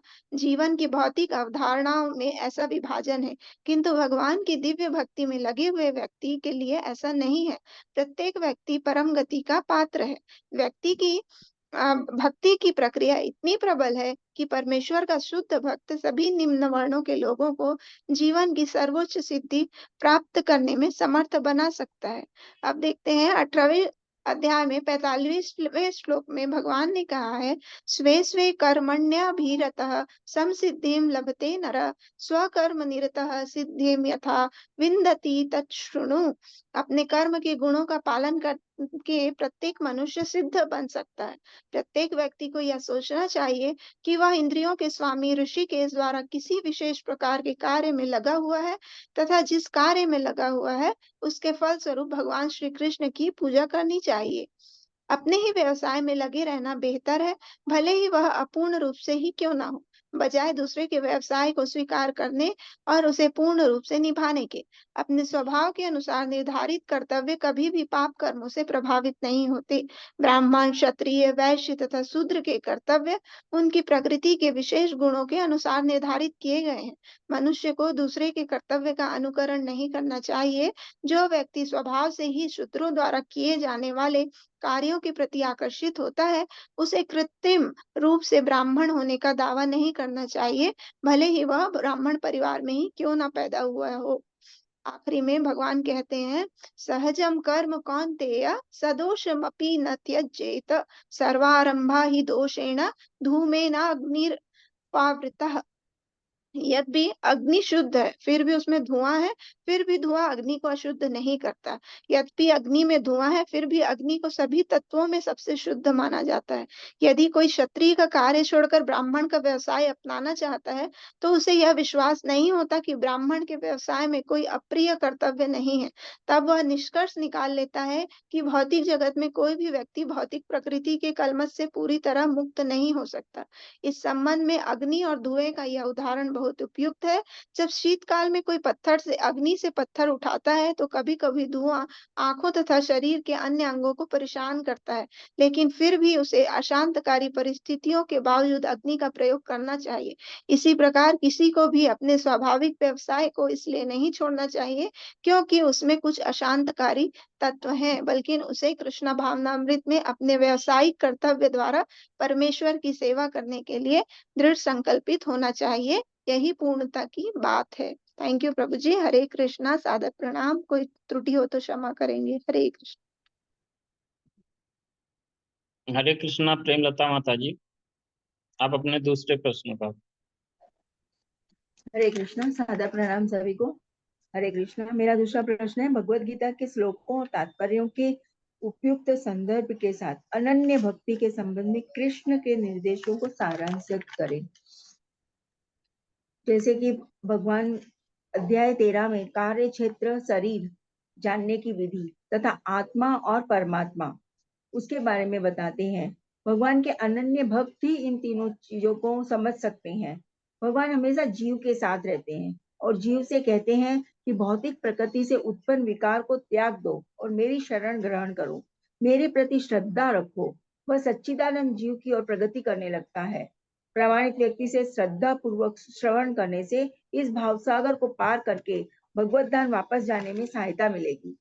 मनुष्य को चाहिए कि भगवान की सेवा में लगे, श्री विग्रह को अर्पित भोजन का उच्छिष्ट खाएं, भगवान के चरण कमलों पर चढ़ाए गए फूलों की सुगंध सूंघे, भगवान के लीला स्थलों का दर्शन करें, भगवान के विभिन्न कार्यकलापों और उनके भक्तों के साथ प्रेम विनिमय के बारे में पढ़े, सदा हरे कृष्ण कृष्ण कृष्ण हरे हरे, हरे राम राम राम हरे हरे इस महामंत्र की दिव्य ध्वनि का कीर्तन करें और भगवान तथा उनके भक्तों का आविर्भाव तथा तिरोधानों को मनाने वाले दिनों का उपवास करें। सबसे महत्वपूर्ण विजय पानी है हमारी हृदय की दुर्बलता से। उपयुक्त तथा प्रामाणिक गुरु का मार्गदर्शन प्राप्त करना ताकि उच्च पद की ओर उन्नति का मार्ग प्राप्त कर सके। और जब यह श्रद्धा परिपक्व होती है तो इसे ईश्वर प्रेम कहते हैं और यही प्रेम समस्त जीवों का चरम लक्ष्य है। भगवान इस तरह से निर्देश देते हैं, कृष्ण की शरणागति सर्वोच्च सिद्धि है। वर्णाश्रम धर्म के अनुसार अनुष्ठानों का मार्ग ज्ञान का गुह्य मार्ग हो सकता है, लेकिन धर्म के अनुष्ठान के गुह्य होने पर भी ध्यान तथा ज्ञान गुह्यतर है और पूर्ण कृष्ण भावना भावित होकर भक्ति में कृष्ण की शरणागति गुह्यतम उपदेश है। भगवान चैतन्य का दर्शन है अचिंत्य भेदाभेद। यह दर्शन पद्धति परम सत्य के पूर्ण ज्ञान से युक्त है। जीव भगवान की दो शक्तियों के मध्य में स्थित है और चूंकि उसका संबंध भगवान की पराशक्ति से, अतः उसमें किंचित स्वतंत्रता रहती है, लेकिन इस स्वतंत्रता के सदुपयोग करने से वह कृष्ण को प्रत्यक्ष आदेश के अंतर्गत आता है और आह्लादिनी शक्ति की अपनी सामान्य दशा को प्राप्त करता है। हरे कृष्ण। मेरे से कुछ गलती हुई है, क्षमा कीजिएगा, थोड़ा व्यवधान हुआ, इसके लिए क्षमा चाहती हरे हूँ। हरे कृष्णा। कृष्ण। यहाँ पर हम सभी का प्रेजेंटेशन आज समाप्त होता है। हम सभी से जो भी त्रुटियां हुई हैं उसे क्षमा करें। वैष्णव प्रणाम मंत्र। वांछा कल्पतरुभ्यश्च कृपा सिंधु है बचा पावनेभ्यो वैष्णवेभ्यो नमो नमः। हरे कृष्णा हरे कृष्णा हरे कृष्णा कृष्णा कृष्णा हरे हरे हरे राम राम राम राम राम हरे हरे। हरे कृष्णा। सभी को दंडवत प्रणाम। बहुत अच्छी प्रस्तुति रही और बहुत कम टाइम में आपने बहुत कुछ बता दिया। तो इससे ये पता चलता है कि करेक्ट से बताना ही होता है, पॉइंट टू पॉइंट, क्योंकि तात्पर्य और जो भी अनुवाद लिखा होता है उससे केवल हम निचोड़ निकाल सकते हैं। क्योंकि प्रभुपाद ने तो वो फर्स्ट टाइम के लिए बोला गया है, लेकिन प्रभुपाद कहते हैं कि हर बुक को या हर ग्रंथ को शास्त्र को मिनिमम 6 बार पढ़ो। 6 बार पढ़ने के बाद ही वो समझ में आती है, ऐसा उन्होंने बोला है। तो इसलिए हम जब जितनी बार पढ़ेंगे उतना ही हमारा जो अ, तात्पर्य है, उसका सार है, वो छोटा होता जाएगा। तो प्रभुपाद ने तो लिखा उस हिसाब से कि कोई पहली बार पढ़ेगा और अच्छी तरह से उसको समझ में आना चाहिए, और डिटेल पढ़ेगा तभी समझ में आएगा। कि कुछ ही हम समझ पाते हैं। हम अगर 100 लाइन पढ़ेंगे तो हमें 50 ही याद रहेंगी। तीसरे दिन चौथे दिन वो 50 भी नहीं रहेंगी, 10 रहेंगी। अब इसमें जो चैप्टर में अगर देखें तो आप लोगों ने जो प्रेजेंटेशन दी तो उससे एक प्रश्न दिमाग में ये आता है कि अगर पूरे जो साइकिल है, चक्र है, अगर उसको हम समझें, जिसमें यज्ञ है, दान है, तप है, तो उसको अगर ये जो लाइफ साइकिल ऑफ बटरफ्लाई होती है ना, उसको कैसे हम समझ सकते हैं। जो तितली होती है उसका जो साइकिल है उसको हम कैसे समझ सकते हैं इस चैप्टर से। हरे कृष्णा, ये प्रश्न है।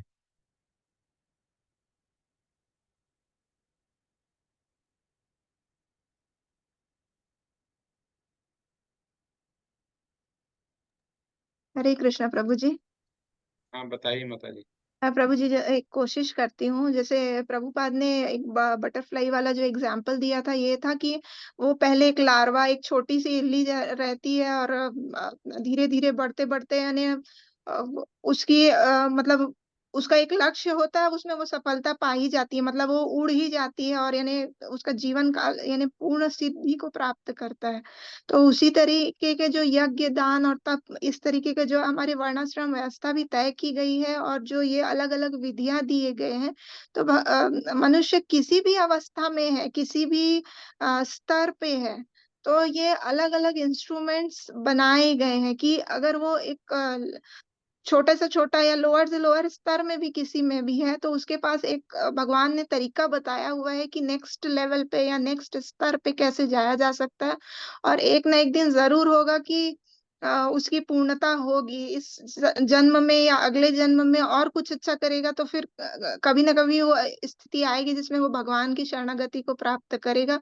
और भगवान उस अवस्था का इंतजार हमसे ज्यादा करते हैं, मतलब उस मनुष्य से ज्यादा भगवान इंतजार करते हैं कि किसी न किसी तरीके को अपनाकर मनुष्य ने सफलता को प्राप्त करे। प्रभु जी शायद यही होगा प्रभु जी। यस माता जी। और कोई हरे इसमें कृष्णा ऐड प्रभु। करना चाहता है? हरे कृष्णा प्रभु जी। हाँ माता जी। प्रभुपाद जी कहते हैं कि यज्ञ की वेदी 5 अग्नियों को 5 प्रकार की आहुतियां दी जाती है। ये 5 अग्नियां हैं स्वर्गलोक, बादल, पृथ्वी, मनुष्य तथा स्त्री के रूप में मानी जाती है। और श्रद्धा, सोम, वर्षा, अन्न तथा वीर्य, ये 5 प्रकार की आहुतियां हैं। यह प्रक्रिया में जीव अभीष्ट स्वर्ग लोगों की प्राप्ति के लिए विशेष यज्ञ करता है और उन्हें प्राप्त करता है। जब यज्ञ का पुण्य क्षीण हो जाता है तो जीव पृथ्वी पर वर्षा के रूप में उतरता है और अन्न का रूप धारण करता है और फिर इस अन्न को मनुष्य खाता है, जिससे वह वीर्य में परिणित होता है और जो स्त्री के गर्भ में जाके फिर से मनुष्य का रूप धारण करता है।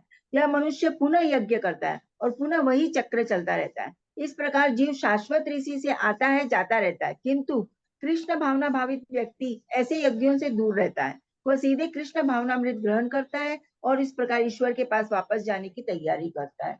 हरे कृष्णा प्रभु जी। May be wrong. माता जी, ये इसमें तिरली वाला कहाँ पे आया है? म्यूट हो गई। हाँ प्रभु, हाँ प्रभु जी। माता जी, तितली की उपमा से उदाहरण से हमें बताना है। चलो स्त्री ठीक है, अब वाला एक लास्ट प्रश्न पूछते हैं, फिर इस पे डिस्कस करते हैं। बड़ा इसी से प्रैक्टिकल है। अभी आप देखेंगे कि पहले वीडियो बंद कर वो और रिकॉर्डिंग बंद कर